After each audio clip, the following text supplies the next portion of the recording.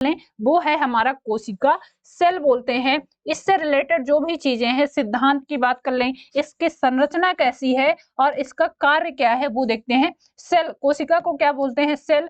और सेल से रिलेटेड जो सिद्धांत है उसको थियरीज बोलेंगे। स्ट्रक्चर्स मतलब कि संरचना, एंड इनके फंक्शंस क्या हैं उनकी बात करते हैं। क्लियर? तो चलिए अब ये स्टार्ट करते हैं। सबसे पहले देखेंगे हम एनिमल सेल के बारे में, जिसको जंतु कोशिका बोलते हैं।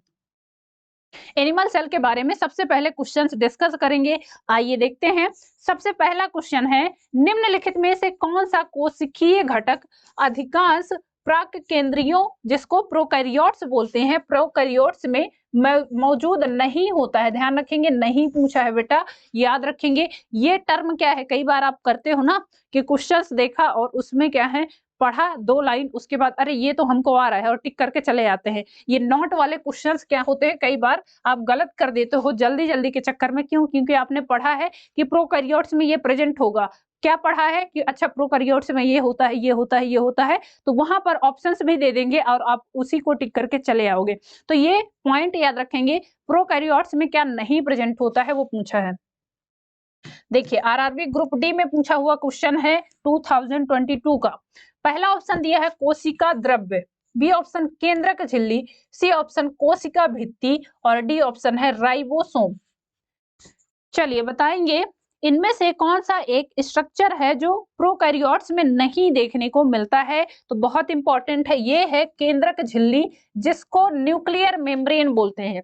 क्या बोलते हैं इसको? तो ये होता है nuclear membrane. Clear? Nuclear membrane बोलते हैं। और ये डबल लेयर स्ट्रक्चर होती है जो मैक्सिमम आपको यूकैरियोट्स में देखने को मिलेगी, प्रोकैरियोट्स में नहीं देखने को मिलती है। ध्यान रखेंगे, ऑप्शन बी हो जाएगा यहाँ पर राइट आंसर। चलिए और एक चीज ध्यान रखेंगे, न्यूक्लियर मेम्ब्रेन आपको कहां पर देखने को मिलेगी? न्यूक्लियस में। क्लियर? कहां पर देखने को मिलती है? मान लीजिए एक कोशिका की आप संरचना बनाते हो, तो ये मान लीजिए एक कोशिका है, इसके सेंटर में आपको ऐसे न्यूक्लियस देखने को मिलेगा, इसी में डीएनए आरएनए, और ये क्या है, इसमें न्यूक्लियोप्लाज्म भरा होता है, जिसको केंद्रक द्रव्य बोलते हैं। केंद्रक द्रव्य कहाँ होगा? न्यूक्लियस में होगा। और जो सेल में ये सेल में भरा होता है तो इसको बोलते हैं साइटोप्लाज्म। ये दोनों पॉइंट याद रखेंगे। यहाँ पर जो फ्लूइड होता है उसको साइटोप्लाज्म बोलते हैं, और न्यूक्लियस में जो फ्लूइड भरा होता है, जो तरल द्रव्य पदार्थ होता है, उसको न्यूक्लियोप्लाज्म बोलते हैं। क्लियर? और अगर बात करें ये क्या हो जाएगी, बाहर से ये सेल वॉल हो जाएगी, सेल वॉल, या इसी को सेल मेम्ब्रेन बोलते हैं, जो बाहर की कोशिका भित्ति है। क्लियर? ये क्या हो जाएगी? कोशिका भित्ति। कोशिका द्रव्य क्या हो गया? ये साइटोप्लाज्म हो गया। और राइबोसोम्स कहाँ देखने को मिलते हैं? तो ये न्यूक्लियस से अटैच हुए होते हैं ऐसे। क्लियर? ये क्या है? ये राइबोसोम्स होते हैं।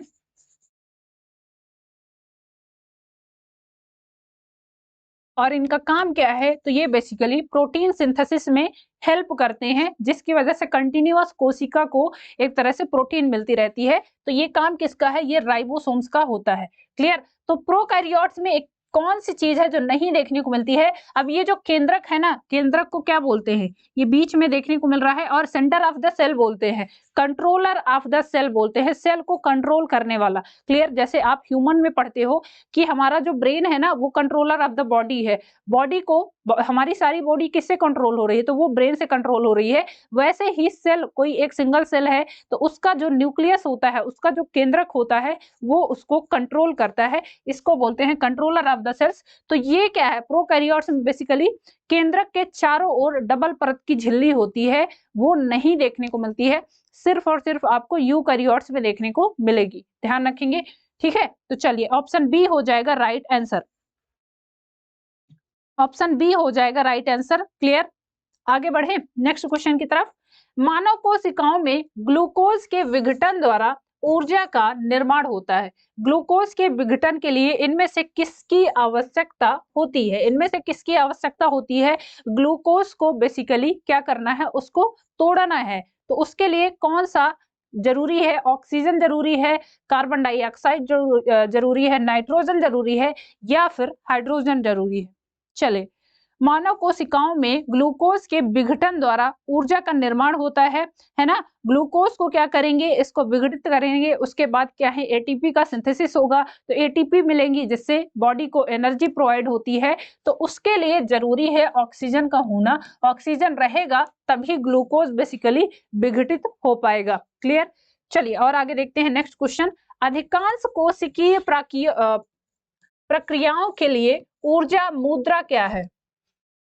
आप कोई भी काम करते हो तो उसका आपको पैसा चाहिए होता है ना। वैसे ही हमारी बॉडी को भी कोई भी काम करना है तो उसके लिए वो एनर्जी, एक तरह से एनर्जी कॉइन्स का काम करता है, या एनर्जी चाहिए उसके लिए। वो एनर्जी किस फॉर्म में लेता है, तो वो लेता है एटीपी के फॉर्म में। और ये एटीपी बनती कैसे हैं, तो ये बेसिकली जो भी मटेरियल्स आप खाते हो, जो भी कार्बोहाइड्रेट्स खाते हो, वसा, विटामिन जो भी लेते हो, उसके सिंथेसिस के फलस्वरूप उनका विघटन होगा और उससे निकलती हैं एटीपी, जिसका बॉडी यूज करती है। क्लियर। तो एनर्जी किससे मिलती है, वो एटीपी के फॉर्म में हम एनर्जी लेते हैं। ऑप्शन बी हो जाएगा राइट आंसर। नेक्स्ट क्वेश्चन, किस कोशिकांग को कोशिका की आत्महत्या की थैली कहा जाता है। Suicidal cell of the suicidal bag of the cell कहा जाता है। कोशिका की आत्महत्या की थैली के रूप में जाना जाता है किस कोशिकांग को। केंद्रक को, इसको बोलते हैं न्यूक्लियस, न्यूक्लियस हो जाएगा। माइटोकॉन्ड्रिया लिखा ही है। सेंट्रोसोम, ये है सेंट्रोसोम। क्लियर। एंड यहां दिया है लाइसोसोम।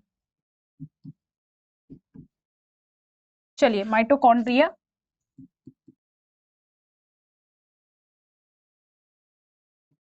तो बताना है कि कौन सा एक पार्ट है जो कि suicidal bag of the cell बोला जाता है। ये है लाइसोसोम। क्यों, क्योंकि इसमें होते हैं एसिटिक एंजाइम, एसिटिक एंजाइम्स होते हैं जो कि बेसिकली क्या करते हैं कि अगर इनको बाहर से फूड नहीं मिले ना तो ये सेल को ही पचा देंगे। और इनमें जो एसिटिक एंजाइम होते हैं उनकी जो पीएच वैल्यू होती है वो पीएच होता है लगभग 4.5 से कितना, सॉरी 4 से 4.5 तक होता है। तो आप उसको एवरेज ले सकते हो। लगभग उनका जो उनका जो पीएच होता है वो 4.5 से 5 होता है। ये इनका पीएच होता है। तो आप समझ सकते हो पीएच स्केल आप पढ़ते हो ना, पीएच स्केल 1 to 14, 1 से लेके 7 तक अम्लीय होता है जिसको एसिडिक फॉर्म बोलते हैं, 7 में न्यूट्रल होता है और 7 से 8 तक वो बेसिकली बेसिक होता है जिसको क्षारीय माध्यम बोलते हैं। तो अम्लीय बहुत क्या है, बहुत ज्यादा अम्लीय होगा तो वो बेसिकली हाइड्रोलाइज का काम करता है या फिर पचाने का काम करता है। आपको पता है कि हमारा जो स्टमक है, पेट है, उसमें हाइड्रोक्लोरिक एसिड होता है और वो एसिड इतना ज्यादा होता है कि वो लोहे को भी पचा देता है ना। कंकड़ खा गए या कई बार होता है कुछ ऐसी चीजें चली गई तो वो पेट में पच जाती हैं। क्यों, क्योंकि वहां पर प्रेजेंट है वो एंजाइम्स और वो एसिड, जो कि अब आप ऐसे समझिए कि एसिड किसी के ऊपर मान लीजिए बॉडी में भी कहीं गिर गया ना तो वो पूरी सेल्स को बर्न कर देता है, पूरा खराब कर देता है। जैसे एसिड अटैक पहले बहुत होते थे, लोग क्या करते थे कि एसिड डाल दिया किसी के ऊपर, और सोचिए कि वो क्या होते थे, वो कॉन्सेंट्रेटेड फॉर्म में नहीं होते थे, वो डाइल्यूट होते थे, मतलब कि वो हल्के एसिड थे। अगर कॉन्सेंट्रेटेड की बात करें तो वो जैसे 1 पीएच है, 2 पीएच है, 3 पीएच है, तो वो काफी ज्यादा कॉन्सेंट्रेटेड होता है या गाढ़ा जो होता है एक्चुअल में कह सकते हैं, वो बहुत खतरनाक होता है और वो मतलब विद इन द सेकेंड आपकी बॉडी को खत्म कर सकता है, वो इतना खतरनाक होता है। क्लियर। चलिए लाइसोसोम्स में क्या होता है, ये एसिटिक एंजाइम्स देखने को मिलते हैं जो कि अगर बाहर से अगर फूड नहीं दोगे आप तो कहेगा कि तुम बाहर से फूड नहीं दोगे ना, मैं क्या करूंगा, मैं अंदर इसी सेल को ही पचा दूंगा। तो वो सेल को ही खत्म कर देता है। क्यों, क्योंकि इनमें प्रेजेंट है हाइड्रोलिटिक एंजाइम्स और ये hydrolytic enzymes basically acidic nature के हैं जिनका पीएच कितना होता है 4.5 to 5 होता है, जो कि काफी हाई मात्रा में एसिडिक होता है। क्लियर। तो एसिड की वजह से ये आपस अपने अंदर ही पचा देती हैं। जैसे कई बार होता है ना, आप खाना नहीं खाते हो तो वो नुकसानदायक होता है। क्यों, क्योंकि आपके अंदर की जो सेल्स हैं वो डैमेज होती हैं उससे। और जो ये लाइसोसोम्स है ना, ये यही काम करते हैं कि अगर बहुत टाइम तक आप खाना नहीं खाओगे ना तो अंदर की सेल्स को वो खाता जाएगा। क्यों, क्योंकि उसको भोजन चाहिए। क्लियर। तो ये होता है। चलिए ऑप्शन डी हो जाएगा यहाँ पर राइट आंसर। आगे बढ़ते हैं नेक्स्ट क्वेश्चन की तरफ। नेक्स्ट क्वेश्चन है, कोशिका में 6 कार्बन वाले अणु ग्लूकोज के 3 कार्बन वाले अणु पाइरुविएट में विखंडन की प्रक्रिया कहां पर होती है? ध्यान देंगे, सेल्स में पूछा है कि जो 6 कार्बन वाला ग्लूकोज है वो 3 कार्बन वाले पाइरुविएट में क्या होता है? विघटित होता है, उसका एक तरह से विखंडन होता है। तो कहां पर होता है? फर्स्ट ऑप्शन कोशिका द्रव्य में, जिसको साइटोप्लाज्म बोलेंगे। इंग्लिश टर्म याद रखेंगे, इसको बोलेंगे साइटोप्लाज्म। साइटोप्लाज्म में होता है, माइटोकॉन्ड्रिया में होता है, माइटोकॉन्ड्रिया में होता है, हरित लवक जिसको क्लोरोप्लास्ट बोलते हैं, क्लोरोप्लास्ट। और नेक्स्ट दिया है गोल्गी काय, जिसको गोल्जी बॉडी बोलते हैं, गोल्गी बॉडी। क्लियर? तो बताना है कि कहां पर बेसिकली जो कार्बन में 6 कार्बन अणु ग्लूकोज है वो 3 कार्बन वाले पाइरुविएट में क्या होता है? विखंडन होता है उसका। तो बताना है कोशिका द्रव्य में होता है, या फिर माइटोकॉन्ड्रिया में होता है, हरित लवक में होता है, या फिर गोल्गी काय में होता है। रेलवे ग्रुप डी में पूछा हुआ क्वेश्चन है 2022 में। बताएंगे क्या होगा इसके लिए राइट आंसर। तो ध्यान रखेंगे ये होता है साइटोप्लाज्म में। क्लियर? फर्स्ट ऑप्शन हो जाएगा कोशिका द्रव्य, या इसी को साइटोप्लाज्म बोलते हैं। साइटोप्लाज्म में ये प्रक्रिया देखने को मिलती है जब 6 कार्बन वाला ग्लूकोज बेसिकली पाइरुविएट एसिड में कन्वर्ट होता है, तो वो होता है 3 कार्बन वाला पाइरुविएट। और इसमें जब विखंडन होता है वो कहां पर देखने को मिलता है? तो जो सेल है, सेल में जो फ्लूइड भरा होता है, सेल के अंदर जो तरल पदार्थ होता है वो होता है कोशिका द्रव्य, और वहीं पर ये प्रोसेस देखने को मिलता है। क्लियर? ऑप्शन ए हो जाएगा यहां पर राइट आंसर। चलिए और आगे बढ़ते हैं। प्रोकैरियोटिक राइबोसोम की उप इकाई संरचना क्या होती है? प्रोकैरियोट्स के लिए पूछा है, प्रोकैरियोट्स।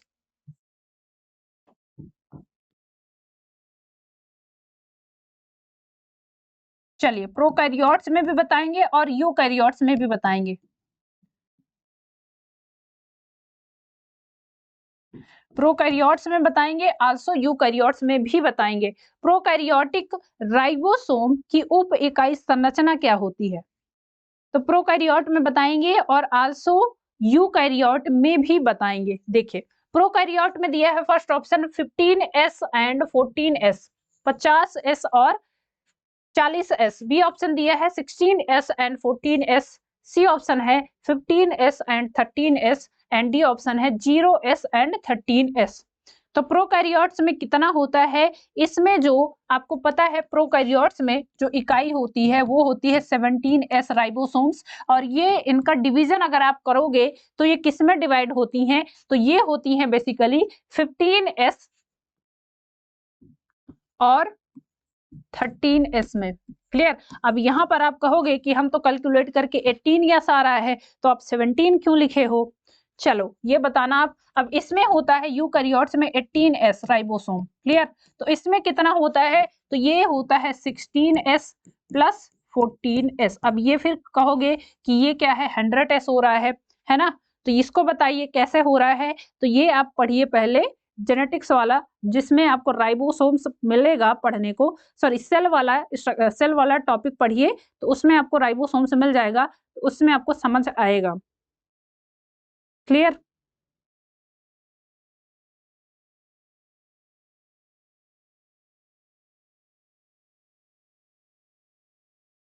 इसमें ध्यान रखेंगे 18s राइबोसोम्स में जो सब यूनिट होती हैं वो 16s प्लस 14s होती हैं, और 17s राइबोसोम्स में वो होती हैं 15s plus 30s, sorry 50s plus 30s।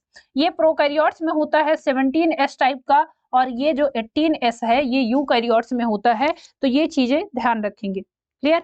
आगे बढ़ेंगे। एस क्या है? तो ये सब यूनिट होती है जो कि राइबोसोम्स में देखने को मिलती है।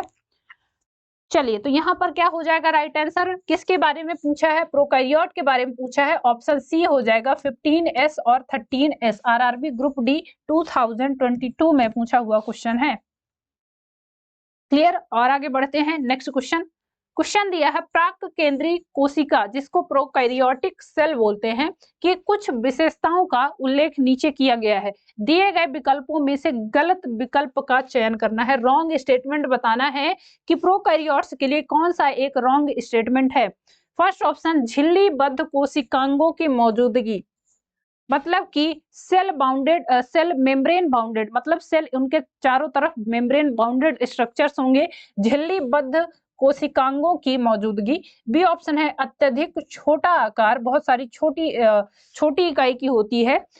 सी ऑप्शन है एकल गुणसूत्र, सिंगल क्रोमोसोम होंगे। एंड डी ऑप्शन है इसका नाभिकीय क्षेत्र केंद्रकाभ कहलाता है। चलिए कौन सा एक राइट आंसर नहीं है यहाँ पर, ऑप्शन क्या होगा तो बताएंगे, कौन सा एक नॉट करेक्ट है, इनमें से कौन सा एक इनकरेक्ट है वो बताना है। चलिए प्रोकैरियोटिक सेल्स में बताना है कि कौन सा यहाँ पर नॉट करेक्ट है, इनकरेक्ट पूछा है बेटा, ध्यान रखेंगे। प्रोकैरियोटिक सेल्स की कुछ विशेषताओं का उल्लेख नीचे किया गया है, दिए गए विकल्पों में से गलत विकल्प का चयन कीजिए। क्या होगा राइट आंसर, तो सबसे पहली बात यहाँ पर पहला ऑप्शन ही दिया है, झिल्लीबद्ध कोशिकांगों का मौजूदगी। क्या आपने पढ़ा है कि सेल मेम्ब्रेन बाउंड स्ट्रक्चर्स होते हैं या कोई भी स्ट्रक्चर्स? कोशिकांग बेसिकली क्या है, कोशिकांग कोशिका के अंदर जो छोटे छोटे अंग होते हैं उनको कोशिकांग बोलते हैं। अब कोशिकांग आपको प्रोकैरियोटिक सेल्स में कुछ देखने तो मिलते हैं, लेकिन वो सेल मेम्ब्रेन बाउंड नहीं होते हैं, मतलब उनमें झिल्ली नहीं होती है। जैसे कि आप मेम्ब्रेन में आप जैसे केंद्रक की बात करते हो, तो केंद्रक में भी आपको पढ़ा है कि वहां पर न्यूक्लियर मेम्ब्रेन नहीं प्रेजेंट होती है। ये आपको कहाँ देखने को मिलेगा, प्रोकैरियोट्स में। अच्छा, इसी के जस्ट अपोजिट अगर यूकैरियोट्स की बात करते हो तो यूकैरियोट्स में प्रेजेंट होंगे। क्लियर, तो ऑप्शन ए ही यहाँ पर गलत है, बाकी ये सही है। अत्यधिक छोटा आकार होता है, एकल गुणसूत्र होते हैं और इसका नाभिकीय क्षेत्र केंद्रकाभ कहलाता है। क्लियर, ये सारे ऑप्शन करेक्ट है। चलिए और आगे बढ़ते हैं। जब एटीपी में टर्मिनल फॉस्फेट लिंकेज को जल के उपयोग द्वारा तोड़ा जाता है तो कितनी ऊर्जा मुक्त होती है, कितनी एनर्जी है जो उसके द्वारा रिलीज होती है? फर्स्ट ऑप्शन है 32 किलो मोल, बी ऑप्शन है 32.5 किलो मोल, सी ऑप्शन है 30.5 kilo mole and D option 33 kilo mole. चलिए बताएंगे कितनी एनर्जी है जो रिलीज होती है जब एटीपी के टर्मिनल फॉस्फेट लिंकेज को जल के उपयोग द्वारा तोड़ा जाता है, तो उसमें कितनी एनर्जी है जो रिलीज होती है, ये पॉइंट याद रखेंगे। 30.5 किलो मोल उसमें एनर्जी रिलीज होती है। ऑप्शन सी हो जाएगा राइट आंसर। नेक्स्ट क्वेश्चन देखेंगे, कौन सा कोशिकांग विषाक्त पदार्थों और औषधियों के जहरीले प्रभाव को खत्म कर देता है? कौन सा कोशिकांग जो विषाक्त पदार्थ है, मतलब टॉक्सिक सब्सटेंस है, और आल्सो कह रहा है कि औषधियों, अगर बाहर से कोई बायोटिक एंटीबायोटिक्स या कोई ऐसी चीजें ले रहे हैं, औषधि ले रहे हैं, तो उसके क्या कहे, उसके जहरीले प्रभाव को खत्म कर देता है। फर्स्ट ऑप्शन है अंतः द्रव्य जालिका, B option ribosomes, C option Golgi and D option mitochondria. चलिए बताएंगे इनमें से कौन सा एक कोशिकांग है जो बेसिकली कह सकते हैं टॉक्सिन सब्सटेंस को कम करने का काम करता है। तो ये है अंतः द्रव्य जालिका, इसको बोलते हैं एंडोप्लाज्मिक रेटिकुलम। इसको क्या बोलते हैं, एंडोप्लाज्मिक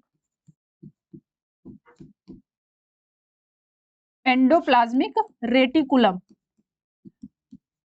क्लियर, ये शॉर्ट में भी कई बार देता है, तो इसको शॉर्ट में अगर देगा तो ER करके दे देता है। ये एंडोप्लाज्मिक रेटिकुलम के नाम से जाना जाता है, जिसको अंतः द्रव्य जालिका के रूप में जाना जाता है, और ये आपको मैक्सिमम यूकैरियोट सेल में देखने को मिलेगा। क्लियर, चलिए ऑप्शन ए हो जाएगा राइट आंसर। नेक्स्ट क्वेश्चन देखते हैं, निम्न में से किस प्राणी ऊतक में चपटी कोशिकाएं होती हैं? कौन से प्राणी में ऊतक क्या होती है, चपटी होती हैं? फर्स्ट ऑप्शन है प्लाज्मा कोशिकाएं, बी ऑप्शन है घनाभाकार उपकला, सी ऑप्शन सल्की उपकला एंड डी ऑप्शन है मास्ट कोशिकाएं। चलिए बताएंगे क्या होगा इसके लिए राइट आंसर। निम्न में से किस प्राणी ऊतक में चपटी कोशिकाएं होती हैं? तो ये है सल्की उपकला। क्लियर, ऑप्शन सी हो जाएगा राइट आंसर।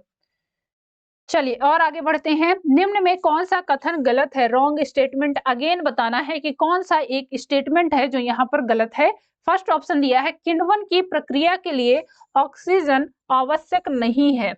बी ऑप्शन है श्वसन के प्रथम चरण में पायरुविक अम्ल का निर्माण होता है। सी ऑप्शन श्वसन के प्रथम चरण में ग्लूकोज का विघटन होता है। एंड डी ऑप्शन है माइटोकॉन्ड्रिया में ऑक्सीजन की सहायता से एसिटिक अम्ल का विघटन होता है। चलिए बताना है इनमें से कौन सा एक स्टेटमेंट है जो गलत है। तो देखिए पहला दिया है किण्वन की प्रक्रिया में क्या होता है, ऑक्सीजन की आवश्यकता नहीं है, बिल्कुल सही है। क्यों? क्योंकि ये होता है कब? किण्वन आप सुनते हो ना, ये दूध से दही का बनना, ये सारी किण्वन प्रक्रिया की वजह से होता है, तो इसमें ऑक्सीजन की नीड नहीं होती है, ये तो करेक्ट है।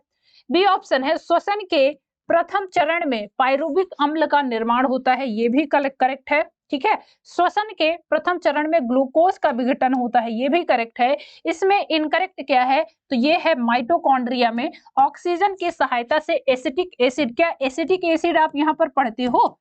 एसिटिक एसिड, क्या ये आप पढ़ते हो कि एसिटिक एसिड कहीं पर आपको माइटोकॉन्ड्रिया में देखने को मिलता है? तो पहली बात तो माइटोकॉन्ड्रिया में क्या होता है, एटीपी का जनरेशन होता है, इसीलिए इसको powerhouse of the cell बोला जाता है। क्यों? क्योंकि यहाँ पर एटीपी जनरेट होती हैं, है ना। तो माइटोकॉन्ड्रिया में ऐसी कोई प्रोसेस नहीं होती है, वहां पर होता है बेसिकली एटीपी का प्रोडक्शन, इसीलिए क्या बोलते हैं माइटोकॉन्ड्रिया को? Powerhouse, powerhouse of the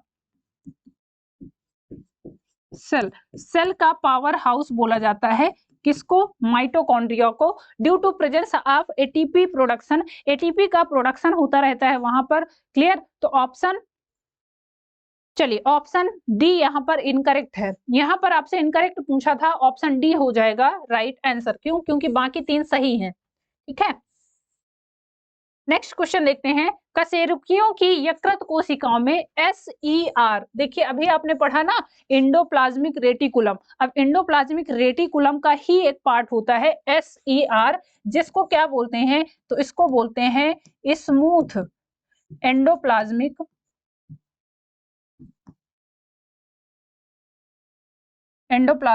reticulum. Clear? ये इसका फुल फॉर्म है स्मूथ एंडोप्लाज्मिक रेटिकुलम।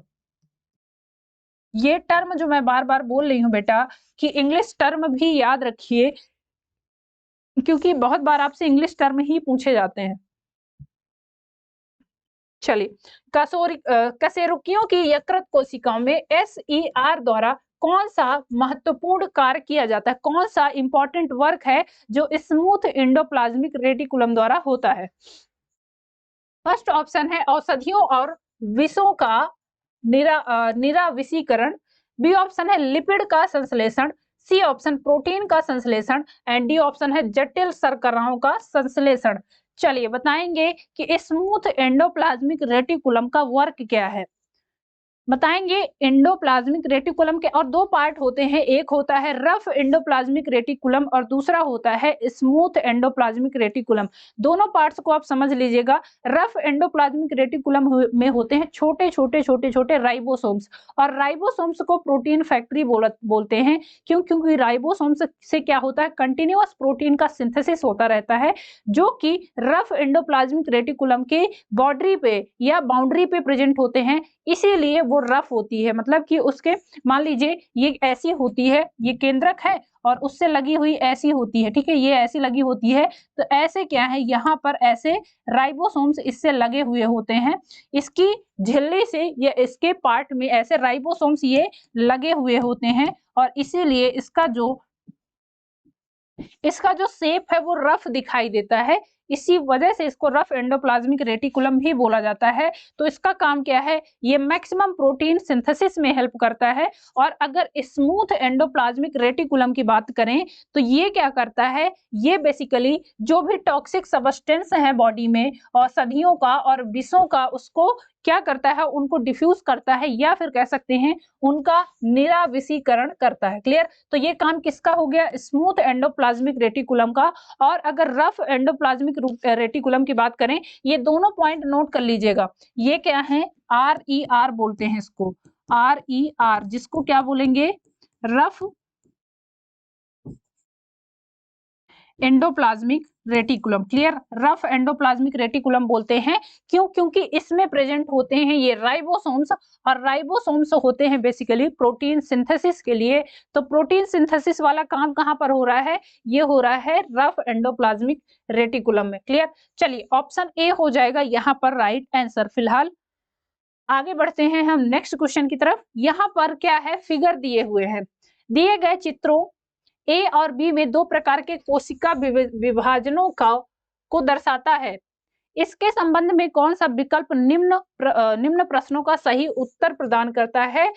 कोशिका विभाजन के प्रकार क्या है, और कोशिका विभाजन में विभाजन भी कब और कहां होता है?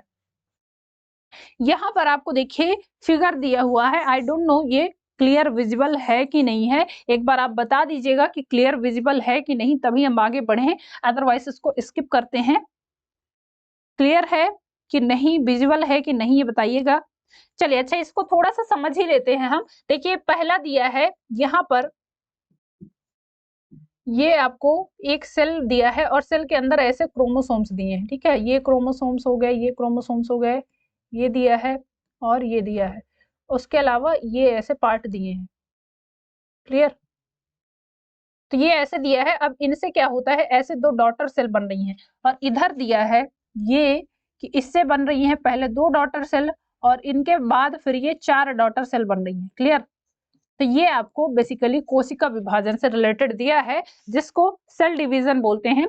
तो इसमें आपको बताना है, पहला क्वेश्चन क्या पूछा है, पहला पूछा है कि कोशिका विभाजन का प्रकार क्या है। ये जो फर्स्ट दिया है इसमें बताना है कि कोशिका विभाजन का प्रकार क्या है। अच्छा यहाँ पर क्या है, यहाँ पर देखिए ये दो डार्क ब्लैक दिए हैं ना, ये जो, सॉरी इनको मैं अलग कलर से मार्क करती हूँ ताकि आपको पता चले। देखिए दो ऐसे दिए हैं, ये दिए हैं, तो इनमें ये सम दोनों में ऐसे ही दोनों ये दिखाई दे रहे हैं, और दो लाइट कलर के दिखाई दे रहे हैं। क्लियर, जिनको ये मैं येलो कलर से मार्क कर रही हूँ। तो इसमें देखिए, तो येलो कलर वाले भी इनमें दोनों सेल्स में कंटिन्यूअस दिखाई दे रहे हैं।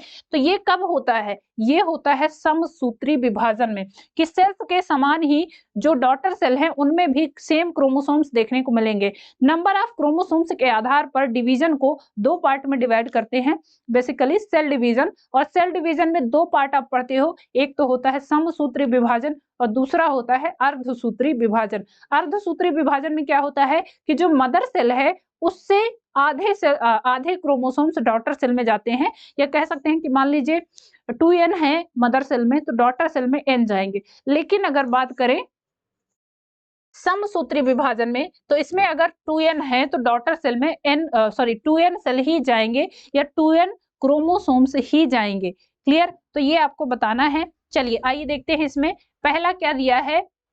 पहला पूछा है कोशिका विभाजन का प्रकार क्या है, तो ये आपको क्या है, ये ए वाला जो दिया है ये है समसूत्री विभाजन। समसूत्री विभाजन जिसको क्या बोलते हैं, इसको माइटोसिस बोलते हैं, माइटोसिस। क्लियर, माइटोसिस बोलते हैं समसूत्री विभाजन, पहला वाला हो जाएगा। दूसरा दिया है विभाजन बी कब और कहां होता है। विभाजन बी जिसको ये आपको यहाँ पर दिखाई दे रहा है, तो ये है अर्धसूत्री विभाजन, इसको भी लिख लीजिए। ये कौन सा है, तो ये है अर्धसूत्री विभाजन। क्लियर, जिसको क्या बोलते हैं, मियोसिस बोलते हैं, मियोसिस, या इसी को रिडक्शन डिवीजन भी बोलते हैं। रिडक्शन डिवीजन, ये भी ध्यान रखिएगा, कई बार पूछ लेता है रिडक्शन डिवीजन। क्लियर, तो इसमें माइटोसिस हो रही है और इसमें मियोसिस हो रही है। ए वाले में क्या है, माइटोसिस, और बी वाले में क्या है, बी वाले में, ये बी ऑप्शन है, तो बी वाले में मियोसिस हो रही है। और मियोसिस की बात करें तो ये होता है जनरली रिप्रोडक्टिव सेल्स में। क्लियर, कायिक कोशिकाएं जो शरीर की कोशिकाएं हैं उनमें जनरली मियोसिस नहीं होता, माइटोसिस होता है, जिसको समसूत्री विभाजन बोलते हैं। और जो अर्धसूत्री विभाजन है वो ज्यादातर रिप्रोडक्टिव सेल्स में होता है, जब रिप्रोडक्शन आता है। क्लियर, तो देखिए फर्स्ट ऑप्शन में दिया है समसूत्री विभाजन, अर्धसूत्री विभाजन। वृद्धि के लिए शरीर की कोशिकाओं में अर्धसूत्री विभाजन होता है। ये अर्धसूत्री विभाजन नहीं होता है शरीर की कोशिकाओं में, ध्यान रखिएगा। ज्यादातर या पूरी तरह से ही बात कर लें तो शरीर की कोशिकाएं जो विभाजित होती हैं वो माइटोसिस के फलस्वरूप होती हैं, जिसको समसूत्री विभाजन बोलते हैं। क्लियर? तो ये तो नहीं होगा। बी ऑप्शन में दिया है अर्धसूत्री विभाजन, पहला ही गलत है। क्यों? क्योंकि पहला समसूत्री विभाजन है। चलिए, सी ऑप्शन दिया है समसूत्री विभाजन, बी दिया है अर्धसूत्री विभाजन, और दिया है युग्मकों के निर्माण के लिए जनन कोशिकाओं में अर्धसूत्री विभाजन होता है। बिल्कुल करेक्ट है। क्यों? क्योंकि आपने पढ़ा ना, रिप्रोडक्शन के टाइम पे जो युग्मक बनते हैं, जिनको गैमीट्स बनते हैं, गैमीट्स के फॉर्मेशन में जो बेसिकली डिवीजन होते हैं वो इन्हीं अर्धसूत्री विभाजन के फलस्वरूप ही होते हैं। क्लियर? तो ऑप्शन सी ही यहाँ पर राइट मैच हो जाएगा। चलिए, ऑप्शन सी हो जाएगा राइट आंसर। आगे बढ़ते हैं नेक्स्ट क्वेश्चन की तरफ। निम्नलिखित में से किस कोशिकीय घटक को कोशिका के प्रोटीन के कारखाने के रूप में जाना जाता है? अभी जब आपने एंडोप्लाज्मिक रेटिकुलम वाला क्वेश्चन किया तो वहां पर मैंने आपको बताया है ये। राइबोसोम्स को, गोल्जी काय को, माइटोकॉन्ड्रिया को, या फिर हरित लवक को? चलिए बताएंगे किसको यहां पर बताना है, किसको प्रोटीन के कारखाने के रूप में जाना जाता है। तो ये है राइबोसोम। राइबोसोम। क्लियर? गोल्जी काय क्या है? ये बेसिकली प्रोटीन के सिंथेसिस में हेल्प करता है। इसको traffic police of the body बोला जाता है, traffic police of the cells. Traffic police का काम क्या होता है कि कौन वाहन किधर से आ रहा है, किसको किधर जाना है, ये सारा नियंत्रण करता है ना। वैसे ही गोल्जी बॉडी भी प्रोटीन का नियंत्रण करता है, किस ऑर्गन को कितनी प्रोटीन चाहिए, किसको कितना भेजना है, ये सारा काम गोल्जी बॉडी के द्वारा नियंत्रित होता है। माइटोकॉन्ड्रिया को powerhouse of the cell बोला जाता है। क्यों? क्योंकि यहाँ पर एटीपी का जनरेशन होता है। एंड हरित लवक जिसको क्या बोलते हैं, क्लोरोप्लास्ट। क्लोरोप्लास्ट जो कि मैक्सिमम कहां पर, हरे पत्तियों में देखने को मिलते हैं, और इसकी वजह से होता है प्रकाश संश्लेषण, जिसको फोटोसिंथेसिस बोलते हैं। फोटोसिंथेसिस के फलस्वरूप जो भी हरे पेड़ पौधे हैं वो अपना भोजन बनाते हैं। क्लियर? तो ये हरित लवक जो कि क्लोरोप्लास्ट है, मैक्सिमम ग्रीन प्लांट्स में देखने को मिलता है। चलिए, यहाँ पर क्या हो जाएगा राइट आंसर? तो ऑप्शन ए हो जाएगा राइबोसोम्स। राइबोसोम्स बेसिकली क्या है, इसको प्रोटीन का कारखाना बोला जाता है। क्यों? क्योंकि प्रोटीन सिंथेसिस यहाँ पर कंटिन्यूअस बनती रहती है। क्लियर? चलिए और आगे बढ़ते हैं। निम्न में से किसे कोशिका का पावर हाउस कहा जाता है? अभी क्वेश्चन हमने डिस्कस किया माइटोकॉन्ड्रिया को, है ना। किसको बोलते हैं? माइटोकॉन्ड्रिया को powerhouse of the cell बोला जाता है। देखिए यहाँ पर जो इंग्लिश टर्म मैं बताती हूँ वो अगेन मैं बोलूंगी कि वो कई बार क्वेश्चंस वैसे ही पूछता है। कोशिका का पावर हाउस किसको कहते हैं, कोशिका का ट्रैफिक पुलिस किसे कहते हैं, कोशिका का सुसाइडल बैग किसे कहते हैं, ये सारी चीजें याद रखेंगे। कोशिका का पावर हाउस किसको कहते हैं? माइटोकॉन्ड्रिया को। Suicidal bag of the cell किसको बोलते हैं? लाइसोसोम्स को। और अगर बात करें traffic police of the cell किसको बोलते हैं, तो वो गोल्जी बॉडी या उसी को गोल्जी कॉम्प्लेक्स भी बोलते हैं, उसको बोलते हैं। क्लियर? आगे बढ़े नेक्स्ट क्वेश्चन की तरफ। यूकैरियोटिक कोशिकाओं के निम्न में से किस कोशिकांग को आत्मघाती की थैली भी कहा जाता है? अगेन वही क्वेश्चन है। माइटोकॉन्ड्रिया को, गोल्जी काय को, क्लोरोप्लास्ट को, या फिर लाइसोसोम्स को? तो अभी हमने बताया ये कौन सा है, ये है लाइसोसोम्स। क्लियर? लाइसोसोम्स को क्या बोला जाता है? Suicidal bag of the cell, कोशिका की आत्मघाती की थैली। क्लियर? ऑप्शन क्या हो जाएगा? ऑप्शन डी हो जाएगा राइट आंसर। चलिए और आगे बढ़ेंगे। निम्नलिखित में से किस कोशिकांग को कोशिका की आत्मघाती थैली कहा जाता है? ये क्वेश्चन कर चुके हम। लाइसोसोम्स। लाइसोसोम्स को suicidal bag of the cell कहा जाता है। क्लियर? आगे बढ़ते हैं। स्लाइडेन एंड स्वान द्वारा दिया गया कोशिका सिद्धांत निम्नलिखित में से किन जीवों पर लागू नहीं होता है? नॉट पूछा है, ध्यान रखेंगे। स्लाइडेन एंड स्वान ने क्या किया है? सेल थियरी को दिया है, तो वही पूछा है कि स्लाइडेन एंड स्वान द्वारा जो सेल थियरी दी गई है वो कौन से ऑर्गेनिजम्स हैं जिन पर लागू नहीं होता है? फर्स्ट ऑप्शन है कवकों पर, जिनको फंगस बोलते हैं। क्या बोलते हैं? फंजाई। क्लियर। दूसरा है जंतुओं पर, जिनको जनरली जीव बोलते हैं, क्लियर, जंतुओं पर। नेक्स्ट दिया है ये विषाणुओं पर, जिसको वायरसेस बोलेंगे। और लास्ट दिया है शैवालों पर, जिसको एल्गी बोलते हैं। क्लियर। तो बताना है कि स्लाइडेन एंड स्वान द्वारा जो स्लाइडेन एंड स्वान द्वारा दिया गया कोशिका सिद्धांत निम्नलिखित में से किन जीवों पर लागू नहीं होता है। नॉट पूछा है तो ध्यान देंगे, ये है वायरसेस। क्यों? क्योंकि वायरसेस ना तो ये, अच्छा एक चीज और ध्यान रखेंगे बेटा, हम जो क्लासिफिकेशन पढ़ते हैं और या फिर जो अध्ययन करते हैं जीवों का, वो पढ़ते हैं 5 किंगडम क्लासिफिकेशन सिस्टम के आधार पर, जो कि आर.एच. व्हिटेकर के द्वारा दिया गया है। आर.एच. व्हिटेकर एक साइंटिस्ट हैं जिन्होंने सारे के सारे ऑर्गेनिजम्स को 5 ग्रुप में बेसिकली डिवाइड किया है। अब वो 5 ग्रुप कौन कौन से हैं तो देखिए, पहला है मोनेरा, दूसरा है प्रोटिस्टा, तीसरा है फंजाई, चौथा है प्लांटी और पांचवा है एनिमेलिया। ये 5 ग्रुप हैं जिन्होंने डिवाइड किया है इसको। उनका नाम क्या है तो ये नाम भी कई बार पूछता है, वो है आर.एच. व्हिटेकर। आर.एच. व्हिटेकर के द्वारा दिए गए जो क्लासिफिकेशन सिस्टम है, वहां पर वायरसेस को कोई जगह नहीं दी गई है। क्यों? क्योंकि ना तो ये प्रोकैरियोटिक सेल्स में आते हैं, ना तो ये यूकैरियोट्स में आते हैं, ना तो ये मल्टी सेलुलर हैं, तो इनको अलग से उसमें कोई भी जगह नहीं दी गई है। तो ये एक कह सकते हैं कि इन पे वो सिद्धांत लागू नहीं होता है। क्यों? क्योंकि जो स्लाइडेन एंड स्वान का जो सिद्धांत है बेसिकली सेल थियरी का, वो 5 किंगडम क्लासिफिकेशन सिस्टम के आधार पर जो डिवीजन हुए हैं उन्हीं पर केवल लागू होता है। अब मोनेरा प्रोटिस्टा की बात करते हो, मोनेरा में सारे के सारे बैक्टीरिया को पढ़ते हैं जो कि प्रोकैरियोट्स हैं, ठीक है। प्रोटिस्टा में हम क्या पढ़ते हैं तो प्रोटिस्टा में सारे के सारे यूकैरियोट्स को पढ़ते हैं। एंड बेसिकली याद रखिएगा, यूनिसेलुलर यूकैरियोट्स की बात होती है। उसके बाद फंजाई में बात करते हैं तो फंजाई में सारे के सारे फंगस की बात करते हैं।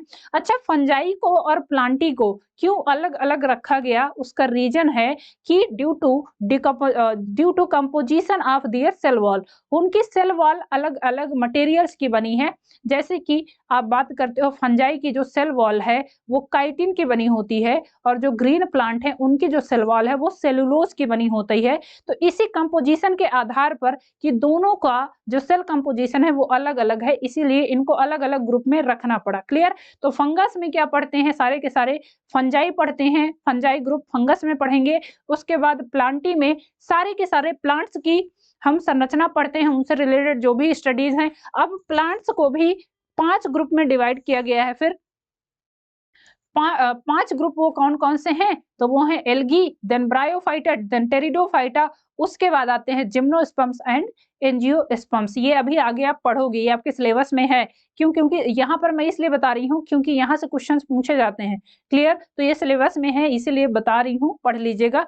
अब उसके आगे जब बढ़ते हैं तो आता है एनिमल किंगडम, जिसको एनिमेलिया बोलते हैं। एनिमेलिया में बेसिकली 10 फाइलम आप पढ़ते हो। अब वो 10 फाइलम कौन कौन से हैं तो उनको एक बार जल्दी से मैं आपको बता देती हूँ। पहला है पोरीफेरा, दूसरा है सिलेंट्रेटा, तीसरा है टीनोफोरा, चौथा है प्लेटीहेल्मिन्थीज, पांचवा है एस्केहेल्मिन्थीज, छठवां है वो है एनिलिडा, देन आता है आर्थ्रोपोडा, आर्थ्रोपोडा के बाद आता है मोलस्का, मोलस्का के बाद आता है इकाइनोडर्मेटा, एंड इकाइनोडर्मेटा के आगे आता है कॉर्डेटा। तो ये 10 फाइलम है एनिमल किंगडम में जो आपको पढ़ने हैं, आपके सिलेबस में है, इनसे क्वेश्चन भी पूछे जाते हैं तो ये भी पढ़ेंगे। ठीक है, चलिए फिलहाल यहाँ पर हम बात कर रहे हैं कि स्लाइडेन एंड स्वान द्वारा जो सेल थियरी दी गई है वो किस पर लागू नहीं होती है तो वो वायरसेस पर लागू नहीं होती है। क्लियर। ऑप्शन सी हो जाएगा राइट आंसर। ठीक है, चलिए आगे बढ़ते हैं नेक्स्ट क्वेश्चन की तरफ। क्वेश्चन है रॉबर्ट हुक, साइंटिस्ट हैं, रॉबर्ट हुक द्वारा कोशिका की खोज किस प्रकार की गई, किस प्रकार सेल्स की खोज की गई। रॉबर्ट हुक ने क्या किया है, सेल की खोज की है, कोशिका की खोज की है। तो बताना है कि सेल की खोज इनको किस माध्यम से हुई। फर्स्ट ऑप्शन है पेड़ के पत्तों का निरीक्षण करते हुए।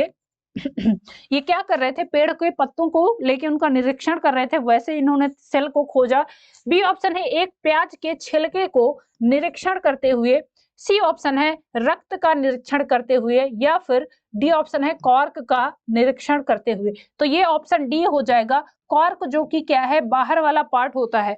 कॉर्क एक आप जो तना देखते हो ना, तना में बाहर जो छाल होती है जिसको बार्क बार्क बोलते हैं, उसी के अंदर पार्ट होता है कॉर्क। जैसे आप पढ़े होंगे कॉर्क कैम्बियम, है ना, ये सारे के सारे जाइलम फ्लोएम, ये सारे पार्ट्स होते हैं जो सेकेंडरी ग्रोथ के टाइम पे बनते हैं। तो वहीं पर ये इसी कॉर्क का अध्ययन कर रहे थे, तभी इनको ये सेल का एक तरह से पहचान मिली। क्लियर? तो ऑप्शन डी हो जाएगा राइट आंसर। कॉर्क पेड़ की छाल, छाल का एक भाग होता है जो बाहर से आप तना देखते हो उसमें होता है ना कि बाहर से छाल दिखाई दे रही है, तो छाल का एक पार्ट होता है कॉर्क। उसी में ये अपना उसी की स्टडी कर रहे थे अपने सूक्ष्मदर्शी में, और उसी में फिर ये क्या करते हैं, देखते हैं सेल को। तो इन्होंने फिर बताया कि ये सारी की सारी कोशिकाएं, सॉरी ये सारी की सारी जो स्ट्रक्चर्स हैं ये कोशिकाओं से मिलकर बना है। क्लियर? और कब इन्होंने खोज की है, तो वो 1665 ईस्वी में की है। ठीक है, ये पूछा भी जाता है, तो ये टाइम भी याद रखिएगा, 1665। क्लियर?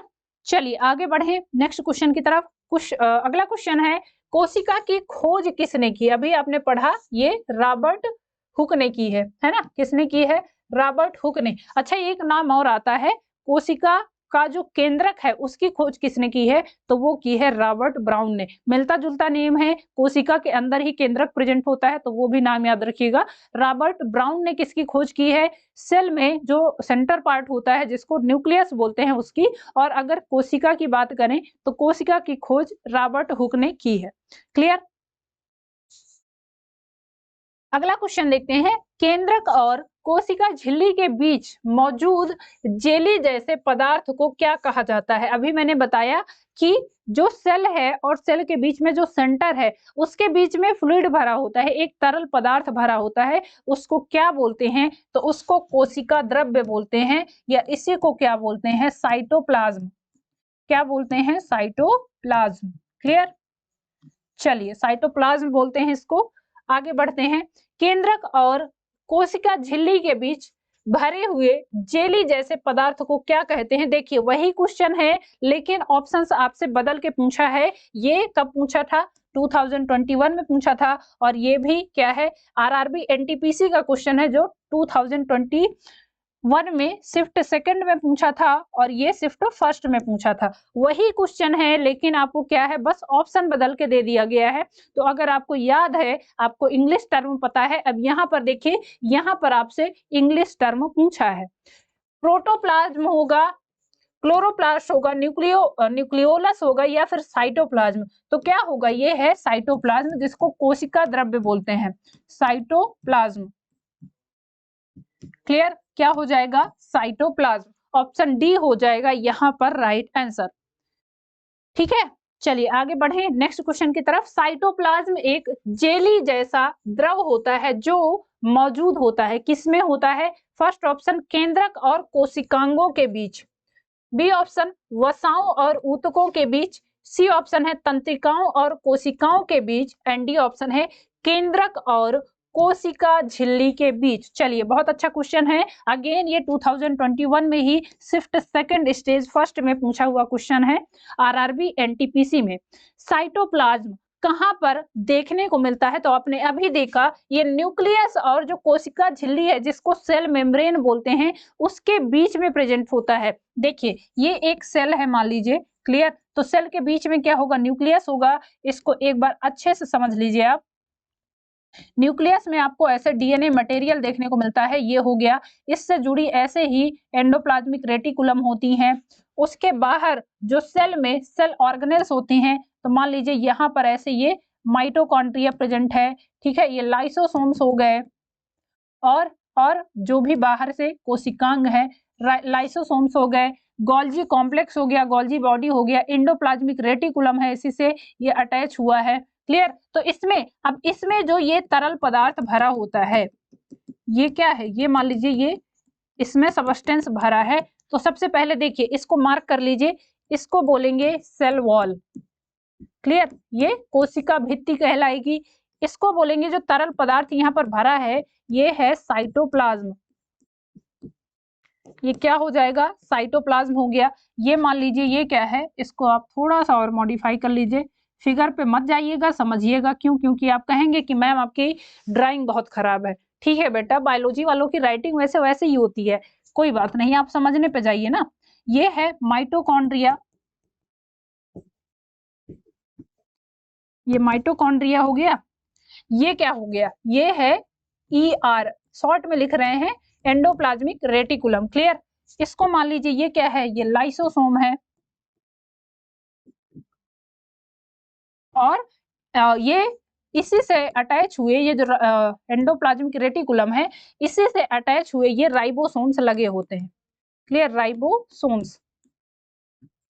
तो ये राइबोसोम्स ऐसे इससे अटैच हुए लगे रहते हैं। अब देखिए यहाँ पर साइटोप्लाज्म पूछा। अच्छा, एक चीज और ध्यान रखेंगे, यहाँ पर कुछ पॉइंट और नोट कर लीजिए। ये जो न्यूक्लियस है, तो न्यूक्लियस के चारों तरफ ये जो मेम्ब्रेन होती है, ये क्या है, इसको और लिख लेते हैं हम। एक मिनट, इसको क्या करते हैं, इसको यहाँ पर लिख लीजिए, ये क्या है, लाइसोसोम्स। ये क्या है, न्यूक्लियस हो गया। क्लियर। अब न्यूक्लियस के चारों तरफ ये जो मेम्ब्रेन है, इसको बोलते हैं न्यूक्लियर मेम्ब्रेन। इसको बोलते हैं क्या,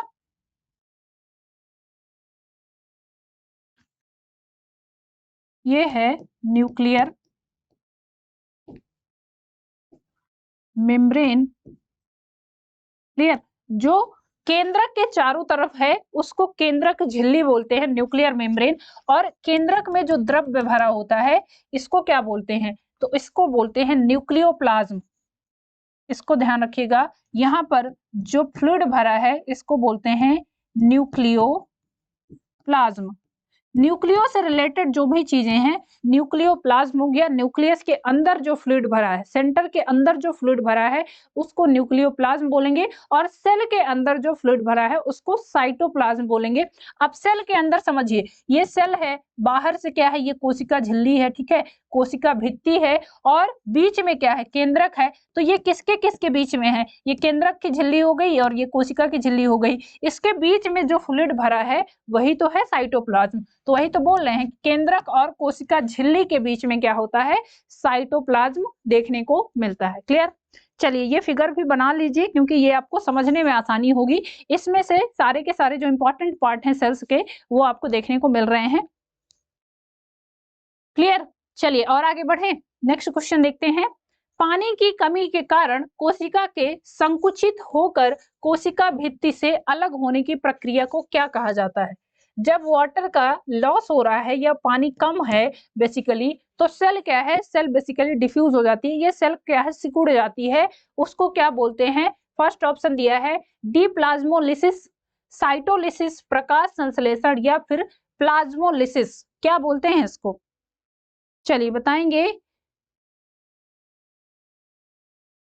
पानी की कमी के कारण कोशिका के संकुचित होकर कोशिका भित्ति से अलग होने की प्रक्रिया को क्या कहते हैं, तो इसको बोलते हैं जीवद्रव्य संकुचन। हिंदी में इसको जीवद्रव्य संकुचन बोलते हैं और इंग्लिश में इसका नाम है प्लाज्मोलिसिस। ये क्या है, प्लाज्मोलिसिस।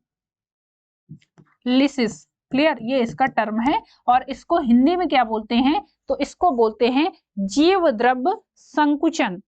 क्लियर। चलिए ये हिंदी नाम भी लिख लीजिए, जीवद्रव्य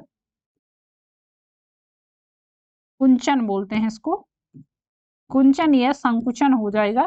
क्लियर। तो जीवद्रव्य कुंचन हो जाएगा। प्लाज्मोलिसिस, जब क्या है, सेल में वाटर की कमी हो गई तो सेल क्या है, बेसिकली सेल मेम्ब्रेन से अलग हो जाती है, उसको बोलते हैं जीवद्रव्य कुंचन या प्लाज्मोलिसिस। क्लियर। आगे बढ़ते हैं नेक्स्ट क्वेश्चन की तरफ। फिल इन द ब्लैंक्स दिया है, को कोशिका का पावर हाउस के रूप में जाना जाता है। किसको कोशिका का पावर हाउस कहा जाता है, ये तो आपको रट गया होगा, माइटोकॉन्ड्रिया को। माइटोकॉन्ड्रिया क्यों, क्योंकि यहाँ पर एटीपी का सिंथेसिस होता है, बेसिकली एनर्जी प्रोवाइड होती है, इसीलिए इसको powerhouse of the cell कहा जाता है। क्लियर। चलिए और आगे बढ़ते हैं नेक्स्ट क्वेश्चन की तरफ। कोशिका का वह बाह्यतम आवरण कौन सा है जो कोशिका के अवयवों को उसके बाह्य वातावरण से अलग करता है। कौन सा पार्ट है जो बाहर के वातावरण से उसके अंदर के जो कोशिकांग हैं उनको अलग करता है। फर्स्ट ऑप्शन है प्लाज्मा झिल्ली, बी ऑप्शन कोशिकांग, सी ऑप्शन स्नायु कोशिका, एंड डी ऑप्शन है चिकनी पेशी कोशिका। चलिए बताएंगे, कोशिका का वह बाह्यतम आवरण कौन सा है जो कोशिका के अवयवों को उसके बाह्य वातावरण से अलग करता है। मतलब कि सेल के अंदर का स्ट्रक्चर और सेल के बाहर का स्ट्रक्चर, तो बीच में क्या आएगा, सेल मेम्ब्रेन आएगी ना, जिसको क्या बोलते हैं, प्लाज्मा झिल्ली भी बोलते हैं। तो ये हो जाएगी option right answer, option A हो जाएगा right answer. Clear. Next question देखते हैं, इक्वेटोरियन प्लेट पर कोशिका के केंद्र में गुणसूत्रों का संरेखण माइटोसिस के किस चरण का गठन करता है, कौन सा गठन होता है। फर्स्ट ऑप्शन है telophase, B option prophase, C option दिया है मेटाफेज और डी ऑप्शन दिया है एनाफेज। ये क्या है, ये बेसिकली सेल डिवीजन की फेजेस हैं, टीलोफेज, मेटाफेज, एनाफेज और क्या, प्रोफेज। तो उसमें आपको बताना है क्या होगा राइट आंसर। इक्वेटोरियन प्लेट पर कोशिका के केंद्र में गुणसूत्रों का संरेखण माइटोसिस के किस चरण में होता है, तो ध्यान रखेंगे ये होता है मेटाफेज में, मतलब कि जब सेंटर में आ जाते हैं तो उसको बोलते हैं संरेखण। ऑप्शन सी हो जाएगा राइट आंसर। चलिए नेक्स्ट क्वेश्चन, स्वतंत्र अस्तित्व के सक्षम जीव की सबसे छोटी इकाई क्या है। स्वतंत्र अस्तित्व मतलब फ्री छोड़ दो, तो सबसे छोटी इकाई क्या है, सेल, मैंने आंसर ही बता दिया, कोशिका द्रव्य, रिक्तियां या फिर जीव द्रव्य बताएंगे। स्वतंत्र अस्तित्व के सक्षम जीव की सबसे छोटी इकाई क्या है, सबसे छोटी इकाई क्या है, आपको पता है ये है सेल, जिसको कोशिका बोलते हैं। Cell is the smallest unit of the any particular body, मतलब कि यदि कोई भी बॉडी बन रही है, कोई भी ऑर्गेनिजम्स डेवलप हो रहे हैं, तो उसकी जो संरचनात्मक और कार्यात्मक इकाई है वो कोशिका होती है। सबसे छोटी इकाई कौन सी है, कोशिका है। कोशिका से मिलकर टिश्यू बनेंगे, टिश्यू से फिर ऑर्गन डेवलप होंगे, ऑर्गन से फिर ऑर्गन सिस्टम डेवलप होगा और ऑर्गन सिस्टम से पूरी कंप्लीट बॉडी बनेगी। तो सबसे अगर मूलभूत इकाई का बात करें तो कौन सी है, वो है कोशिका। क्लियर, ऑप्शन ए हो जाएगा राइट आंसर। चलिए नेक्स्ट क्वेश्चन, जीवन की मूलभूत इकाई क्या है, कोशिका, अंग, ऊतक या फिर नाभिक। ये तो पता ही होगा आपको, कोशिका जीवन की मूलभूत इकाई है, ऑप्शन ए हो जाएगा right answer. Clear, cell is the fundamental unit of life. Clear, इसको बोलते हैं सेल क्या है, किसी भी जीवित जीव की जो फंडामेंटल यूनिट है वो कोशिका है, ऑप्शन ए हो जाएगा राइट आंसर। चलिए आगे बढ़ते हैं, पुटिकाओं जिसको वेसिकल्स बोलते हैं, वेसिकल्स में प्रोटीन और लिपिड के परिवहन, संशोधन और पैकेजिंग के लिए निम्नलिखित में से कौन सा कोशिकांग उत्तरदायी होता है। फर्स्ट ऑप्शन है खुरदुरी अंतः प्रद्रव्य जालिका, जिसको क्या बोलेंगे, रफ एंडोप्लाज्मिक रेटिकुलम, ये बताया मैंने ना, रफ एंडोप्लाज्मिक रेटिकुलम। दूसरा है चिकनी अंतः प्रद्रव्य जालिका, जिसको बोलते हैं SER, इसको क्या बोलते हैं, इसको बोलेंगे SER, smooth endoplasmic reticulum. Next है वो है राइबोसोम, और अगला दिया है, ये दिया है गोल्गी बॉडी। तो अभी मैंने आपको बताया कि ये जो काम होता है पैकेजिंग का और उसके बाद उसको भेजना, ये सारा का सारा होता है गोल्गी बॉडी के द्वारा, इसीलिए इसको क्या बोलते हैं, traffic police of the cell बोला जाता है। ये भी क्वेश्चन पूछा गया है, traffic police of the cell भी इसी वजह से इसको बोला जाता है। क्लियर, तो ऑप्शन डी हो जाएगा राइट आंसर।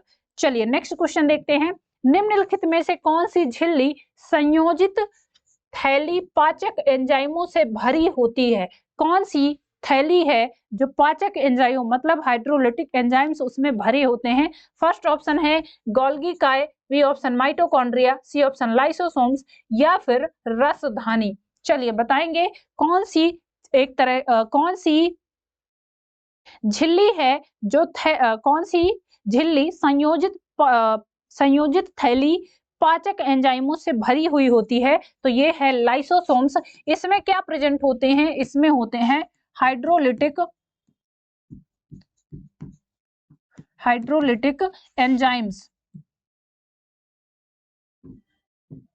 जो कि क्या करते हैं, अगर इनको बाहर से फूड नहीं दोगे तो ये कहती हैं कि हम अपने आप को ही पचा लेंगे, सेल्स को ही खत्म कर देंगे। क्यों, क्योंकि इसमें जो हाइड्रोलिटिक एंजाइम्स हैं उनमें होता है एसिटिक एसिड, एसिटिक मीडियम होता है बेसिकली कह सकते हैं, और एसिड भरा है तो वो क्या करेगा, वो गलाने का काम कर देता है। क्लियर, तो ऑप्शन सी हो जाएगा। इसीलिए इनको क्या बोलते हैं, suicidal bag of the cell बोला जाता है। क्यों? क्योंकि ये सेल को मार देती हैं, है ना, उनको सुसाइड करवा देती हैं। क्यों? क्योंकि अगर बाहर से ऐसा है कि सेल को, देखो ये कंडीशन अपनी बता दी है कि हमको भोजन चाहिए, अब अगर बाहर से भोजन नहीं दोगे तो हम तुमको मार देंगे, है ना, ये गुंडाई करती हैं एक तरह से कि भैया हमको बाहर से भोजन ला के दो, हमको चाहिए बाहर से भोजन, तब उसको हम पचाते रहेंगे, तब तो तुमको कोई नुकसान नहीं होगा, है ना। मान लीजिए किसी, इसने सेल को क्या है, एक तरह से ऐसे रखा है कि देखो मैं तुम्हारे पास हूं लेकिन मेरी एक शर्त है।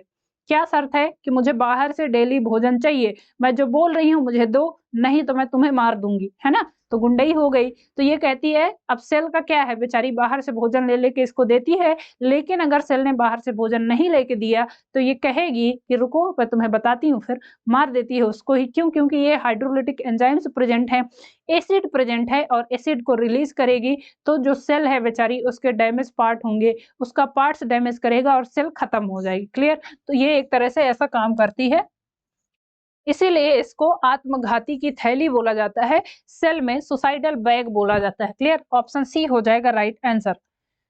चलिए आगे बढ़ते हैं। निम्नलिखित कोशिकांगों में से किसी कोशिका की आत्मघाती घाती थैली कहा जाता है, सुसाइडल बैग्स बोलते हैं, वो है लाइसोसोम्स। क्यों? क्योंकि इसमें होते हैं हाइड्रोलिटिक एंजाइम्स जो कोशिका को पचा देते हैं। क्लियर, आगे बढ़ते हैं नेक्स्ट क्वेश्चन की तरफ। राइबोसोम्स बनाते हैं, राइबोसोम्स को क्या बनाते हैं, तो ये प्रोटीन का सिंथेसिस करते हैं, प्रोटीन फॉर्मेशन में हेल्प करते हैं। नेक्स्ट क्वेश्चन देखते हैं। प्रोटोप्लाज्म शब्द किसने गढ़ा, प्रोटोप्लाज्म शब्द किसने गढ़ा, किसने दिया है?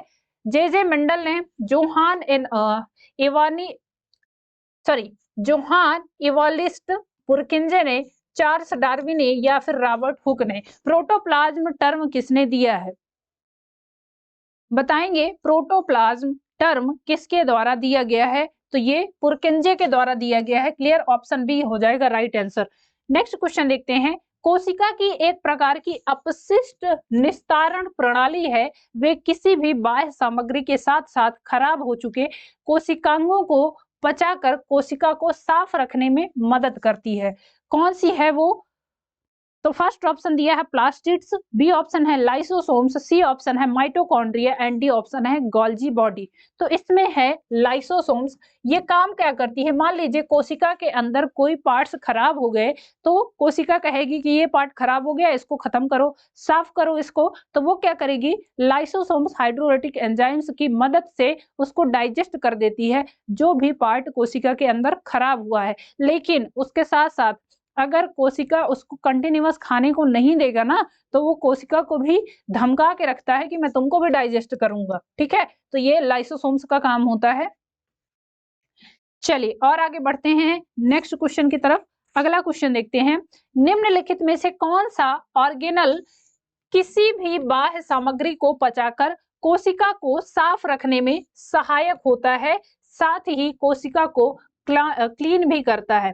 फर्स्ट ऑप्शन है Golgi apparatus, C B option lysosomes, C option mitochondria, and D option है अंतःप्रद्रव्य चालिका। तो ये कौन सा है, लाइसोसोम्स है जो ये काम करता है। क्लियर, नेक्स्ट क्वेश्चन देखते हैं। निम्नलिखित में से कौन सा कथन असत्य है, रॉन्ग स्टेटमेंट बताना है।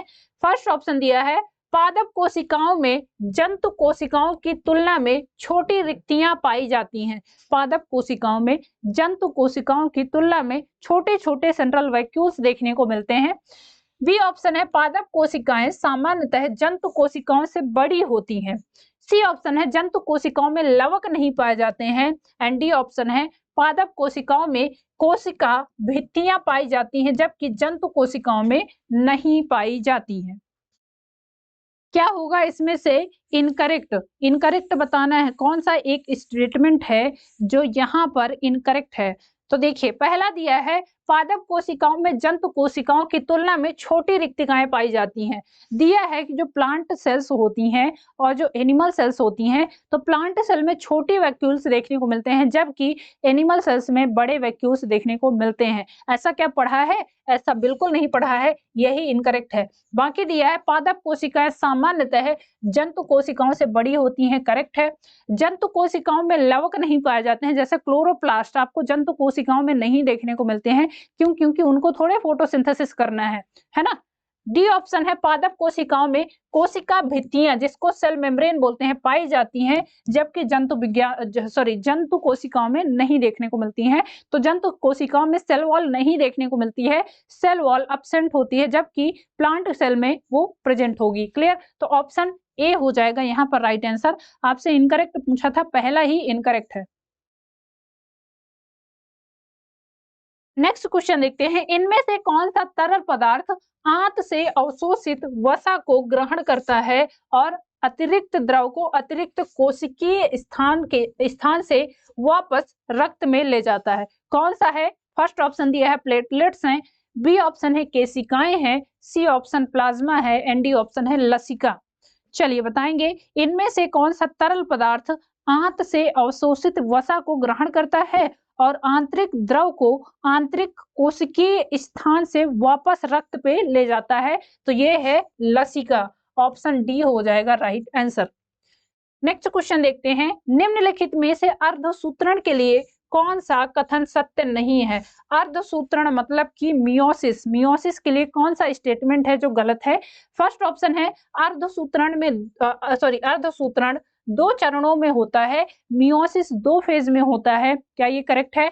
बी ऑप्शन है अर्धसूत्रण के परिणाम स्वरूप परिणामी कोषों में गुणसूत्रों की संख्या दोगुनी हो जाती है।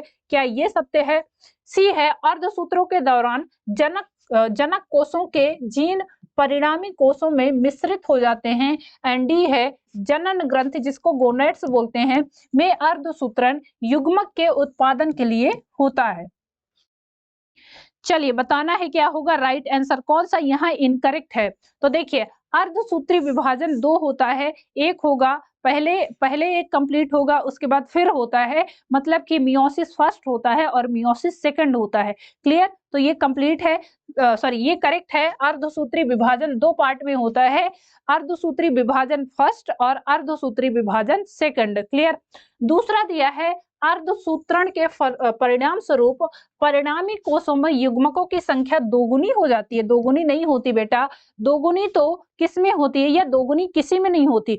समसूत्री में, सम का मतलब ही है एक समान। समसूत्री विभाजन में क्या होता है कि जितनी मदर सेल में है उतनी डॉटर सेल में आ जाएंगी। ठीक है, तो मदर सेल में जितने, मान लीजिए 7 क्रोमोसोम का मदर सेल है, तो 7 क्रोमोसोम की डॉटर सेल भी बनेगी। अर्ध का मतलब क्या होता है? अर्ध से समझ पा रहे हैं? अर्ध का मतलब आधा, तो आधा आ जाएगा डॉटर सेल में। मतलब कि यदि मदर सेल में क्या है, मदर सेल में मान लीजिए 14 है, तो डॉटर सेल में कितने क्रोमोसोम्स आएंगे? 7 आएंगे। क्लियर?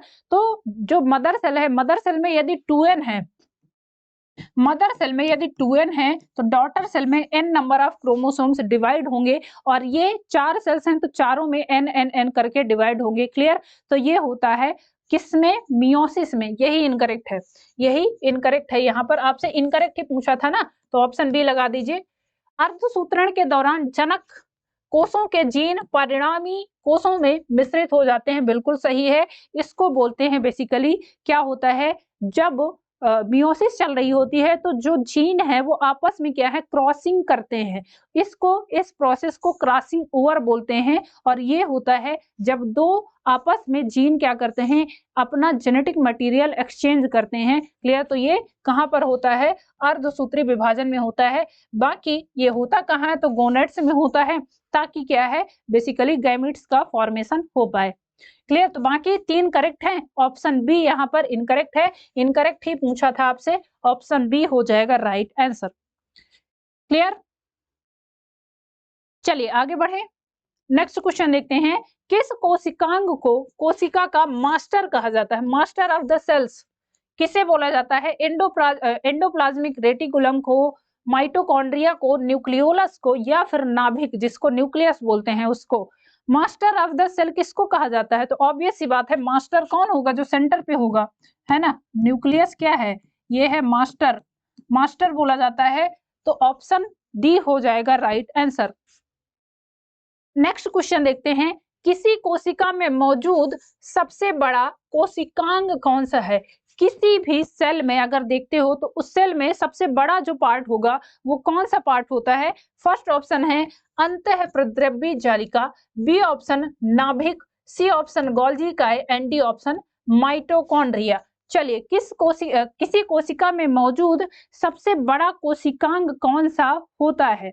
तो ध्यान रखेंगे, सबसे बड़ा कोशिकांग होता है वो नाभिक होता है। कौन सा? जो न्यूक्लियस होगा वही सबसे बड़ा होगा, और वही क्या है? कंट्रोलर ऑफ द सेल होता है, सेंटर ऑफ द सेल होता है, या फिर मास्टर ऑफ द सेल होता है। ये सारा का सारा नाम किसको दिया गया है? तो ये नाभिक या न्यूक्लियस को दिया जाता है। आगे बढ़ते हैं, निम्नलिखित में से किस कोशिकांग को कोशिका का प्रोटीन कारखाना कहा जाता है? अभी आपने क्वेश्चन किया, राइबोसोम्स को बोलते हैं। क्यों? क्योंकि यहाँ पर कंटिन्यूअस प्रोटीन का सिंथेसिस होता रहता है, प्रोटीन बनता रहता है। क्लियर? अगला देखते हैं, निम्नलिखित में से कौन सा कोशिकांग केवल पशु कोशिका में पाया जाता है? कौन सा कोशिकांग है केवल और केवल पशु कोशिका में देखने को मिलेगा? First option lysosomes, B option Golgi bodies, C option centrosome and D option ribosomes. चलिए बताएंगे, निम्नलिखित में से कौन सा कोशिकांग केवल और केवल पशु कोशिका में पाया जाता है? तो ध्यान रखेंगे, ये लाइसोसोम्स हैं जो केवल और केवल पशु कोशिका में देखने को मिलते हैं। नेक्स्ट क्वेश्चन, शरीर में लगी चोट की मरम्मत के लिए किस प्रकार के सेल्स विभाजन का प्रयोग किया जाता है? यदि कहीं आपको चोट लग गई है तो चोट लगने के फलस्वरूप होता क्या है कि धीरे धीरे वो चोट अपने आप से भरने लगती है, और वो होता है सेल आपस में डिवाइड करती रहती हैं। तो वही पूछा है कि कौन सा डिवीजन होता है?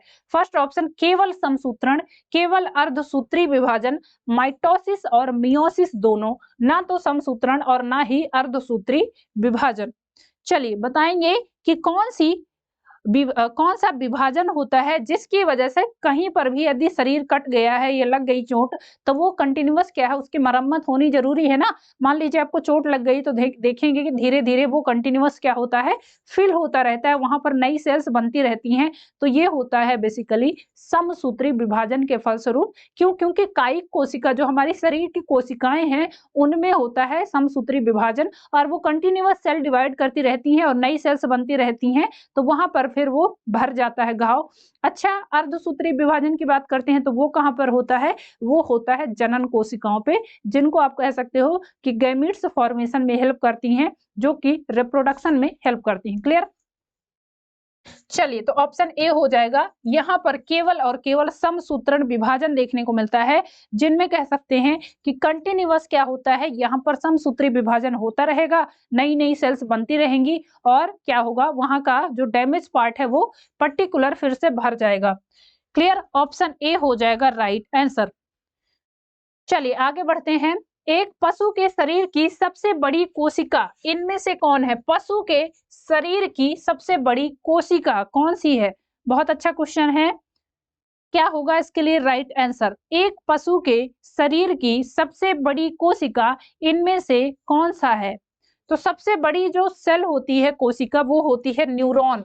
पढ़ा है आपने? न्यूरॉन क्या है? Largest cell of the body बोली जाती है, न्यूरॉन को सबसे बड़ी सेल कहा जाता है। क्लियर? ऑप्शन बी हो जाएगा राइट आंसर।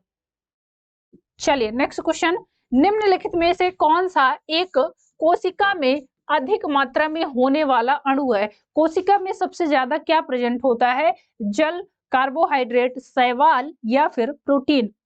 चलिए, तो सबसे ज्यादा जो सबसे ज्यादा जो अणु होता है वो वाटर होता है, जल होता है। सबसे ज्यादा कोशिका में पाया जाने वाला अणु कौन सा है? तो वो है जल। क्लियर?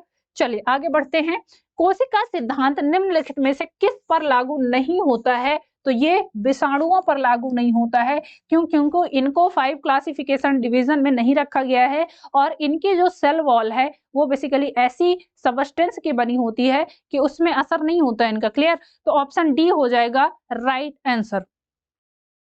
नेक्स्ट क्वेश्चन, निम्न को सुमेलित करिए। चलिए बताएंगे, मैचिंग का क्वेश्चन है।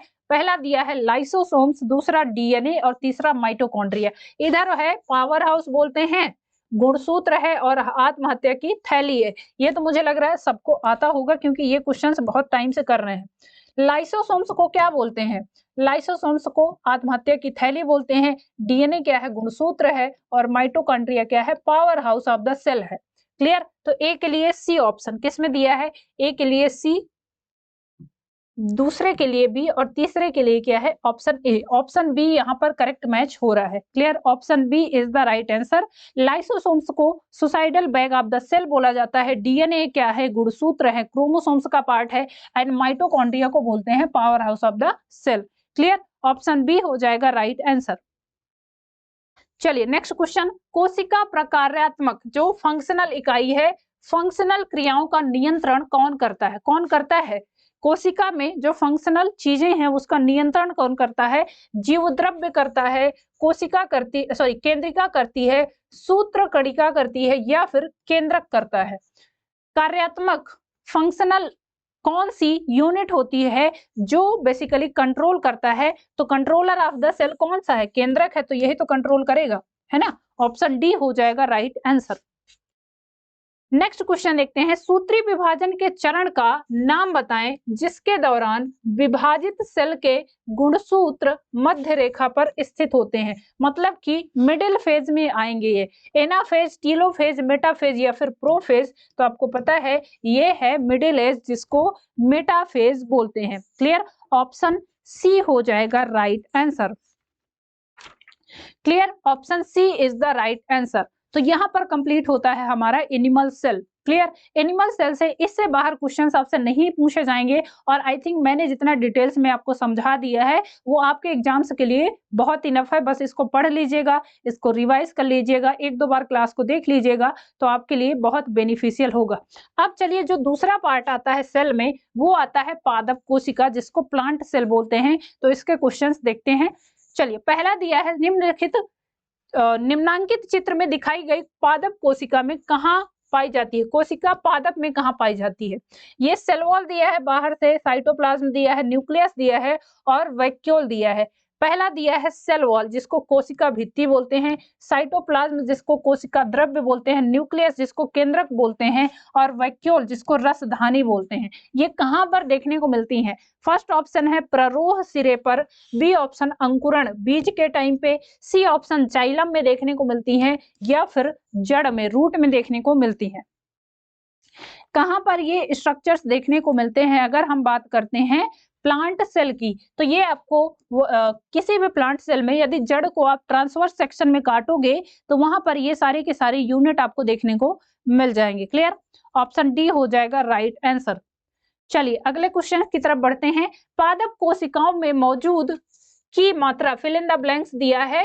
पादप कोशिकाओं में मौजूद की मात्रा संचालन को सुगम बनाने के लिए कोशिकाओं की संरचना में परिवर्तन कर देती है। कौन सा एक अणु है जिसकी ये प्रेजेंस क्या करती है? कोशिकाओं की संरचना में परिवर्तन कर देती है। फर्स्ट ऑप्शन है जल, वाटर, बी ऑप्शन विद्युत रासायनिक स्पंदों में, सी ऑप्शन है हार्मोन्स एंड डी ऑप्शन है प्रोटीन। चलिए क्या होगा राइट आंसर यहाँ पे?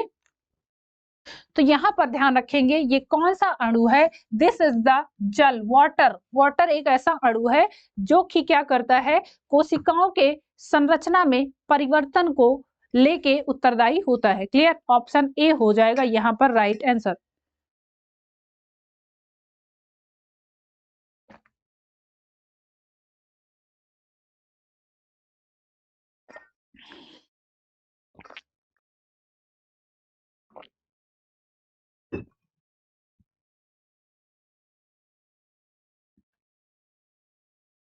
चलिए आगे बढ़ते हैं नेक्स्ट क्वेश्चन की तरफ। पौधों को ऊर्जा की कम आवश्यकता क्यों होती है? प्लांट्स को इन जनरली अगर बात करें तो उनको अगर ह्यूमन बॉडी की तरह मतलब ह्यूमन बॉडी से कंपेयर करते हो आप तो प्लांट्स को कम आवश्यकता होती है एनर्जी की। क्यों? उसका रीजन क्या है?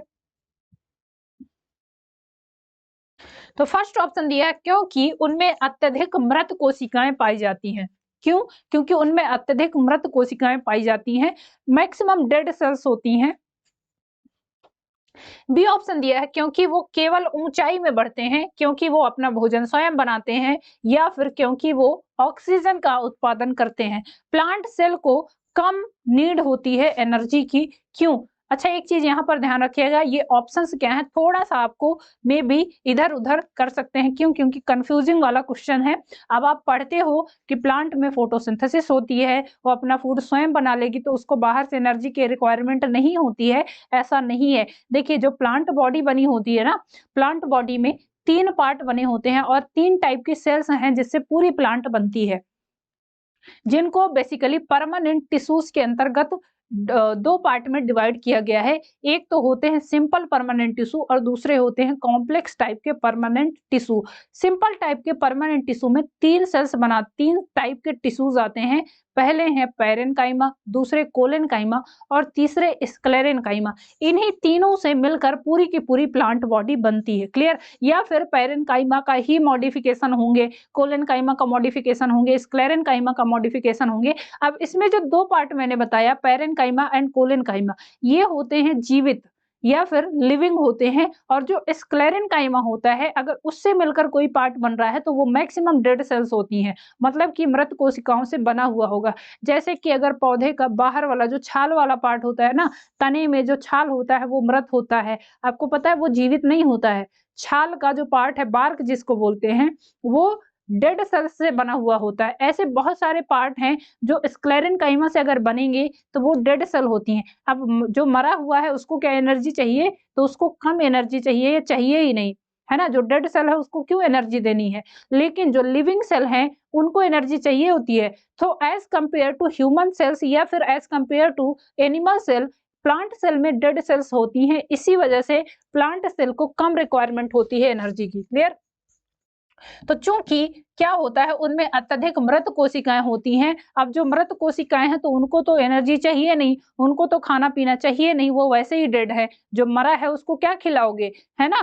लेकिन एनिमल सेल में मैक्सिमम पार्ट लिविंग ही होंगे या पूरे पार्ट ही लिविंग होते हैं। अब जो जीवित है उसको तो भैया खाना पीना चाहिए ना, उसको तो एनर्जी चाहिए ना, तो उसको तो जरूरत ही है एनर्जी की। तो लिविंग सेल, जितनी भी लिविंग सेल है उनको तो कंटिन्यूअस चाहिए ही चाहिए, लेकिन जो डेड सेल है उनको नहीं चाहिए होता है। प्लांट में मैक्सिमम कोशिकाएं क्या होती हैं? डेड होती हैं। इसीलिए प्लांट सेल को एनर्जी की रिक्वायरमेंट कम होती है। क्लियर? चलिए आगे बढ़ते हैं नेक्स्ट क्वेश्चन की तरफ। पादप कोशिकाओं में कोशिका भित्ति क्यों पाई जाती है? पादप सेल्स में कोशिका भित्ति, जिसको सेल वॉल बोलते हैं, क्यों पाई जाती है? क्योंकि कोशिका भित्ति विभिन्न पर्यावरणीय कारकों से पादप कोशिकाओं की रक्षा करती हैं। बी ऑप्शन है क्योंकि पादप कोशिकाएं सजीव होती हैं, क्योंकि पादप कोशिकाओं में कोशिका झिल्ली नहीं होती है, या फिर क्योंकि प्रकाश संश्लेषण के लिए इसकी आवश्यकता नहीं होती है।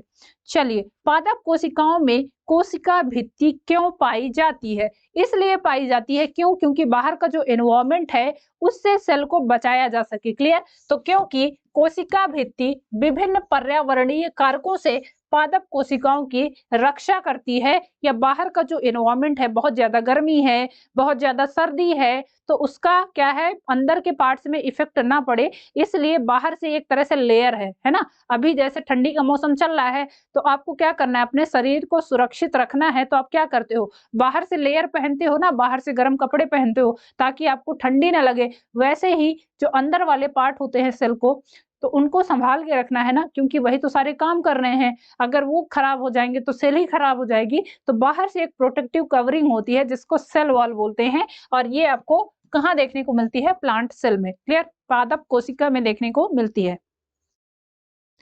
चलिए और आगे बढ़ते हैं, नेक्स्ट क्वेश्चन देखेंगे। कोशिका में केंद्रक के अतिरिक्त निम्न में से किन दो कोशिकांगों के अपने डीएनए और राइबोसोम्स होते हैं? फर्स्ट ऑप्शन है लवक और माइटोकॉन्ड्रिया, बी ऑप्शन है लवक एंड गोल्गी काय, C option mitochondria and Golgi काय, एंड डी ऑप्शन है माइटोकॉन्ड्रिया एंड लाइसोसोम्स। चलिए क्या होगा इसके लिए करेक्ट आंसर? कोशिका में केंद्रक के अतिरिक्त निम्न में किन दो कोशिकांगों के अपने डीएनए और राइबोसोम्स होते हैं? तो ये हैं क्लोरोप्लास्ट और क्या, माइटोकॉन्ड्रिया। इनके पास अपना अपना क्या होता है? डीएनए होता है और अपना अपना राइबोसोम्स होता है। ऑप्शन ए हो जाएगा राइट आंसर। नेक्स्ट क्वेश्चन देखते हैं, पादप कोशिका में श्वसन क्रिया जिसमें वो ऑक्सीजन ग्रहण करते हैं और भोजन से ऊर्जा और कार्बन डाइऑक्साइड मुक्त करते हैं, कहाँ होती है, कौन से पार्ट में होती है? फर्स्ट ऑप्शन है रसधानी में, बी ऑप्शन हरित लवक और माइटोकॉन्ड्रिया में, सी ऑप्शन है पराक्सीसोम्स में एंड डी ऑप्शन है माइटोकॉन्ड्रिया में। बहुत अच्छा क्वेश्चन है, आरआरबी ग्रुप डी में पूछा हुआ क्वेश्चन है 2022 में।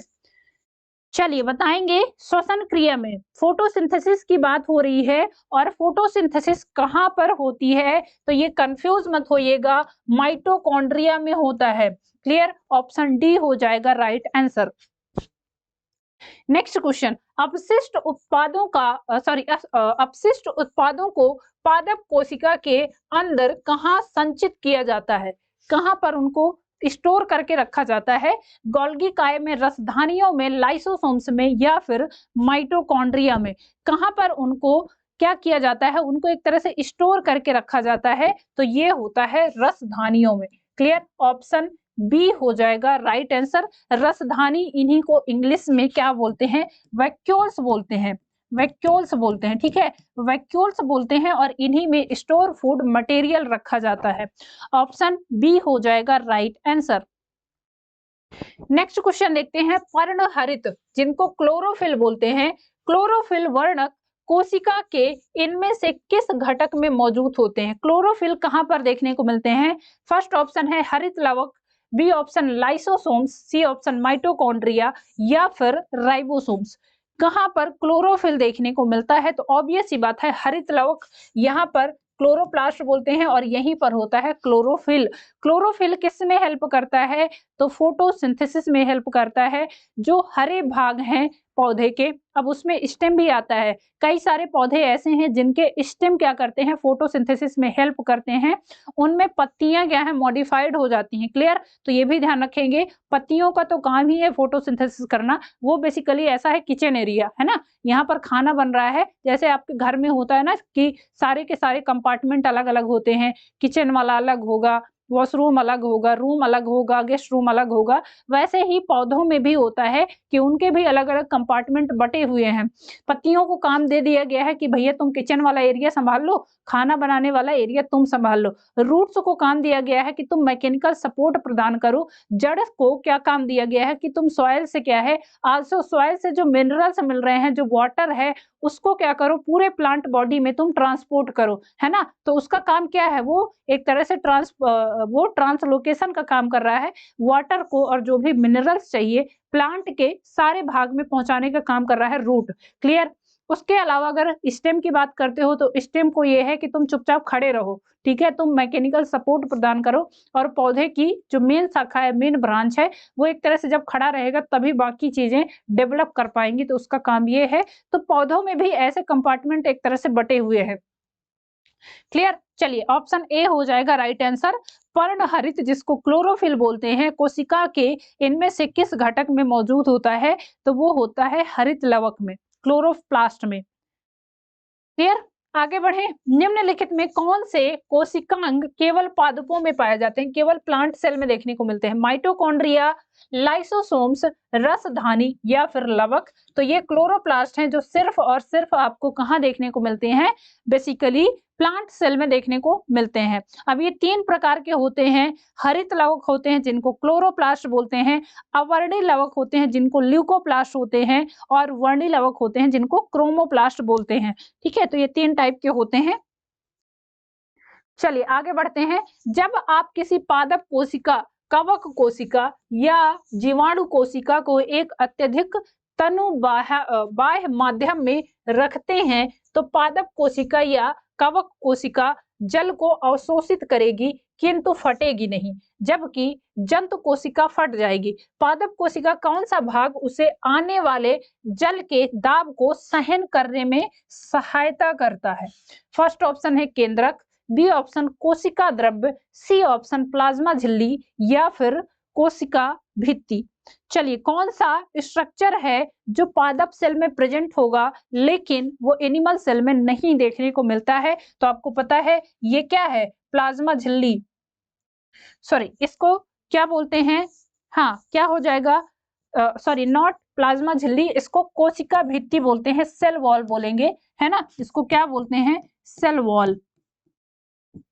तो सेल वॉल आपको देखने को मिलेगी कहां पर, प्लांट सेल में। अब यही सेल वॉल जो अंदर क्या है, अंदर जो बेसिकली वाटर की वजह से प्रेशर बन रहा है, तो चूंकि बाहर से आवरण प्रेजेंट है तो ये उसको सह पाने में सक्षम है, लेकिन जो जंतु कोशिका है उसमें कोई भी सेल वॉल नहीं प्रेजेंट है, तो उसमें अगर अंदर से दबाव बन रहा है तो फट जाएगी ना, तो वो कारण होता है। चलिए ऑप्शन डी हो जाएगा यहाँ पर राइट आंसर। आगे बढ़ते हैं। निम्नांकित आकृति में दिखाई गई पादप कोशिका में हम अपशिष्ट उत्पाद कहां पा सकते हैं, कहां पर देखने को मिलता है, मतलब अपशिष्ट पदार्थ कहां पर देखने को मिलेंगे। 1 2 3 4 करके आपको यहाँ पर दिए गए हैं, कहां पर देखने को मिलेगा। चलिए फर्स्ट ऑप्शन दिया है तीर 1 द्वारा दिखाए गए क्षेत्र में, बी ऑप्शन तीर 2 द्वारा दिखाए गए क्षेत्र में, तीर 4 द्वारा दिखाए क्षेत्र में, या फिर तीर 3 द्वारा दिखाए गए क्षेत्र में। तो क्या होगा इसके लिए राइट आंसर। तो देखिए यहाँ पर ये जो पादप कोशिका है, इसमें ये जो पार्ट है, ये कौन सा पार्ट है, ये है बेसिकली फोर्थ जो पार्ट है, ये है वैक्यूल्स वाला पार्ट। वैक्यूल्स बोलते हैं जिसको क्या बोलते हैं, रसधानी, इसको क्या बोलते हैं, रसधानी। और आपको पता है कि इसी में क्या होता है, स्टोर्ड फूड मटेरियल एक तरह से संग्रहित होता है, ठीक है। तो ऑप्शन सी हो जाएगा, तीर 4 के द्वारा जो दिखाया गया भाग है, ये कौन सा पार्ट है, ये सेल का वैक्यूल वाला पार्ट है, जिसमें क्या होता है, यहाँ पर स्टोर फूड मटेरियल देखने को मिलेगा। ये चौथा पार्ट है ना, ऑप्शन सी हो जाएगा right answer. Clear, option C हो जाएगा राइट आंसर। आगे बढ़ते हैं नेक्स्ट क्वेश्चन की तरफ। निम्नलिखित में कौन सा पादप कोशिका में स्टार्च, प्रोटीन और तेल कणिकाओं का संग्रहण करता है। पादप सेल्स में पूछा है कि स्टार्च का, आल्सो किसका, प्रोटीन का और तेल कणिकाओं का संग्रहण कौन करता है। फर्स्ट ऑप्शन हरित लवक, बी ऑप्शन अवर्णी लवक, सी ऑप्शन वर्णक लवक, या फिर जीव द्रव्यक। कौन सा एक स्ट्रक्चर है जो स्टार्च, प्रोटीन और तेल कणिकाओं का संग्रहण करता है। तो अभी मैंने बताया ना, ये है अवर्णी लवक, ऑप्शन बी हो जाएगा राइट आंसर। नेक्स्ट क्वेश्चन देखते हैं। निम्नांकित चित्र में दिखाए गए प्रकार की कोशिका कहां पाई जाती है। ये आपको एक सेल दिखाई दे रही है और इसके बारे में पूछा गया है कि ये कहां पर देखने को मिलती है। फर्स्ट ऑप्शन दिया है जड़ों और पुष्पों में, बी ऑप्शन पत्तियों और प्ररोहों में, सी ऑप्शन दिया है तनों और जड़ों में, एंड डी ऑप्शन है पुष्पों और पत्तियों में। ये कहां पर ऐसी सेल्स देखने को मिलती हैं। तो ये सेल पता है क्या है, ये है स्टोमेटा। ये बेसिकली क्या है, इनको बोलते हैं स्टोमेटा। क्लियर, और स्टोमेटा कहां पर होते हैं, विशेषकर पत्तियों में होते हैं और प्ररोहों में होते हैं। तो ऑप्शन बी हो जाएगा राइट आंसर। क्लियर, देखिए स्ट्रक्चर से क्वेश्चन पूछा है, और जो आप कहते हो ना कि मैम आप एक्स्ट्रा पढ़ा रहे हो, क्योंकि इतना ज्यादा तो हमारे इतना डिटेल्स हमारे एग्जाम्स में तो नहीं पूछा जाता है, आप तो बहुत ज्यादा पढ़ा रहे हो। देखिए ये डिटेल्स ही है, और क्वेश्चन आरआरबी ग्रुप डी 2022 का ही क्वेश्चन है। क्लियर, चलिए तो ऑप्शन बी हो जाएगा राइट आंसर। ये स्ट्रक्चर किसका है, स्टोमेटा का स्ट्रक्चर है। और स्टोमेटा आपको कहाँ देखने को मिलते हैं, तो पत्तियों की जो एपिडर्मिस होती है, बाहर वाली लेयर होती है, वहां पर देखने को मिलते हैं, और ये हेल्प करते हैं बेसिकली फोटोसिंथेसिस में। क्लियर, ऑप्शन बी हो जाएगा राइट आंसर। चलिए नेक्स्ट क्वेश्चन।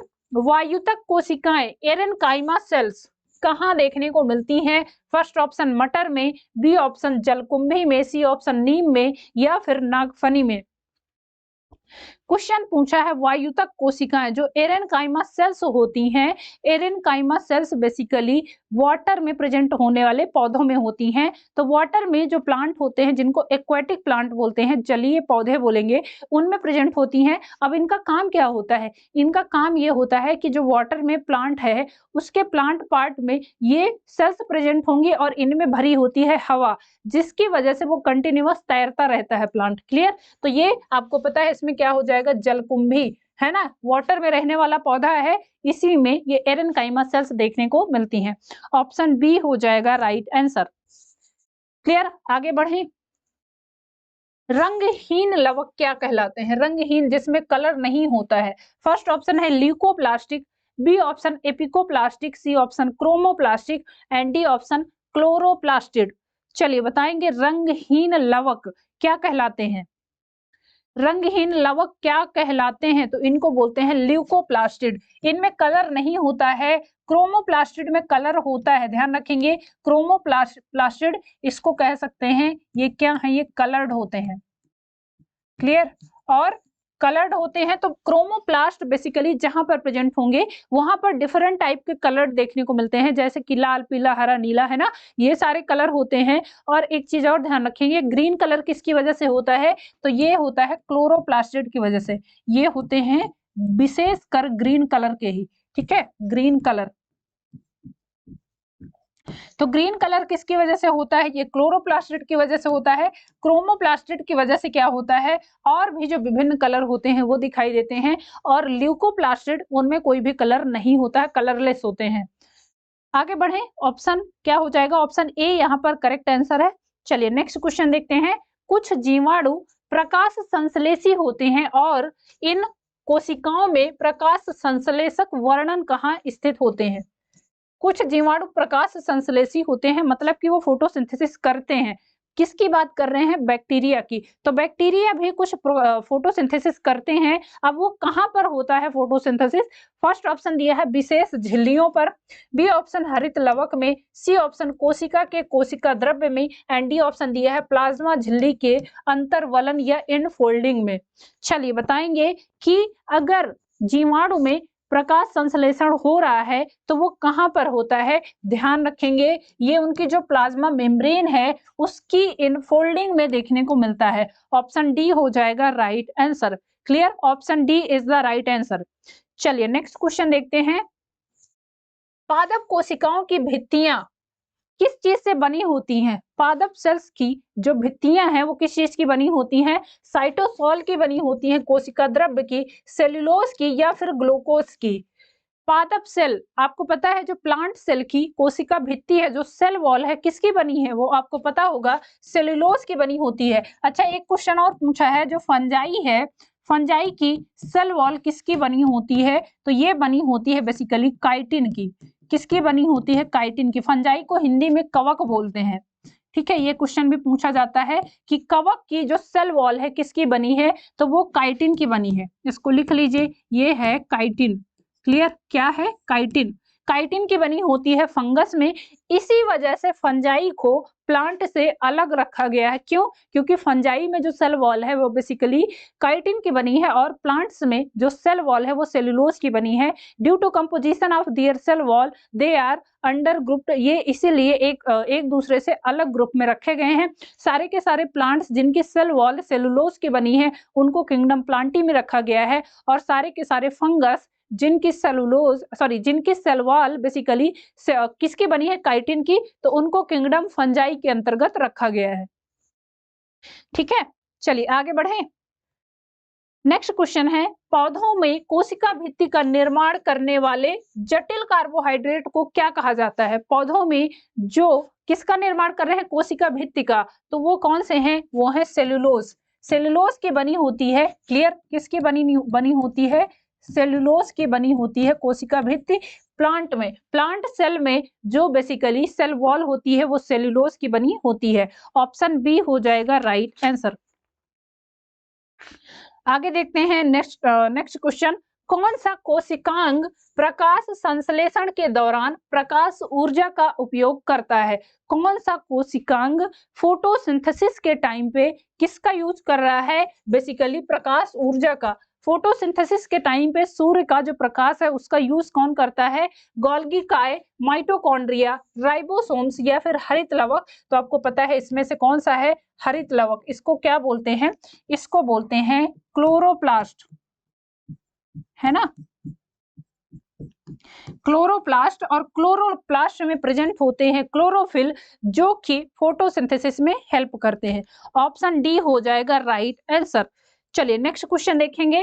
क्लोरोफिल में निम्न में से कौन सा तत्व उपस्थित होता है। अभी बताया एल्युमिनियम, कैल्शियम, मैग्नीशियम या फिर आयरन। बहुत अच्छा क्वेश्चन है, इसमें होता है मैग्नीशियम, Mg से रिप्रेजेंट करते हैं, क्लियर। तो मैग्नीशियम जो क्लोरोफिल है उसका मेन कंपोनेंट होता है, और मैग्नीशियम जहां पर प्रेजेंट होगा, सॉरी क्लोरोफिल जहां पर प्रेजेंट होगा वहां पर फोटोसिंथेसिस देखने को मिलेगी। क्लियर, ऑप्शन सी हो जाएगा राइट आंसर। क्लोरोफिल में मैग्नीशियम तत्व उपस्थित होता है। हरी पत्तियों में क्लोरोफिल एक हरे रंग का वर्णक होता है जो कि फोटोसिंथेसिस में हेल्प करता है। चलिए नेक्स्ट क्वेश्चन देखते हैं। निम्नलिखित में क्या केवल पादप कोशिकांगों में पाया जाता है? कौन सा एक स्ट्रक्चर है जो सिर्फ और सिर्फ कहां पर देखने को मिलेगा? तो वो देखने को मिलता है सिर्फ और सिर्फ पादप कोशिकाओं में। गाल्गी काय है, माइटोकॉन्ड्रिया, लवक या फिर केंद्रक? तो आपको पता है ये है लवक, है ना, जिसको क्लोरोप्लास्ट बोलते हैं। ऑप्शन सी हो जाएगा राइट आंसर। नेक्स्ट क्वेश्चन देखेंगे। निम्नलिखित में से कौन सा वर्णक फलों और सब्जियों के रंगों के निर्धारण के लिए जिम्मेदार होता है? फलों का कलर देखा होगा कई बार, येलो कलर का है, कई बार ब्लू कलर का है, रेड कलर का है, ठीक है। तो अलग अलग कलर के जो फल होते हैं वो किसके वजह से होते हैं? आल्सो जैसे पत्तियों के कलर भी डिफरेंट टाइप के होते हैं, तो ये सारा किसकी वजह से होता है? फर्स्ट ऑप्शन है हीमोसाइनिन की प्रेजेंस की वजह से, B option merocyanin, C option endocyanin and D option anthocyanins की प्रेजेंस की वजह से।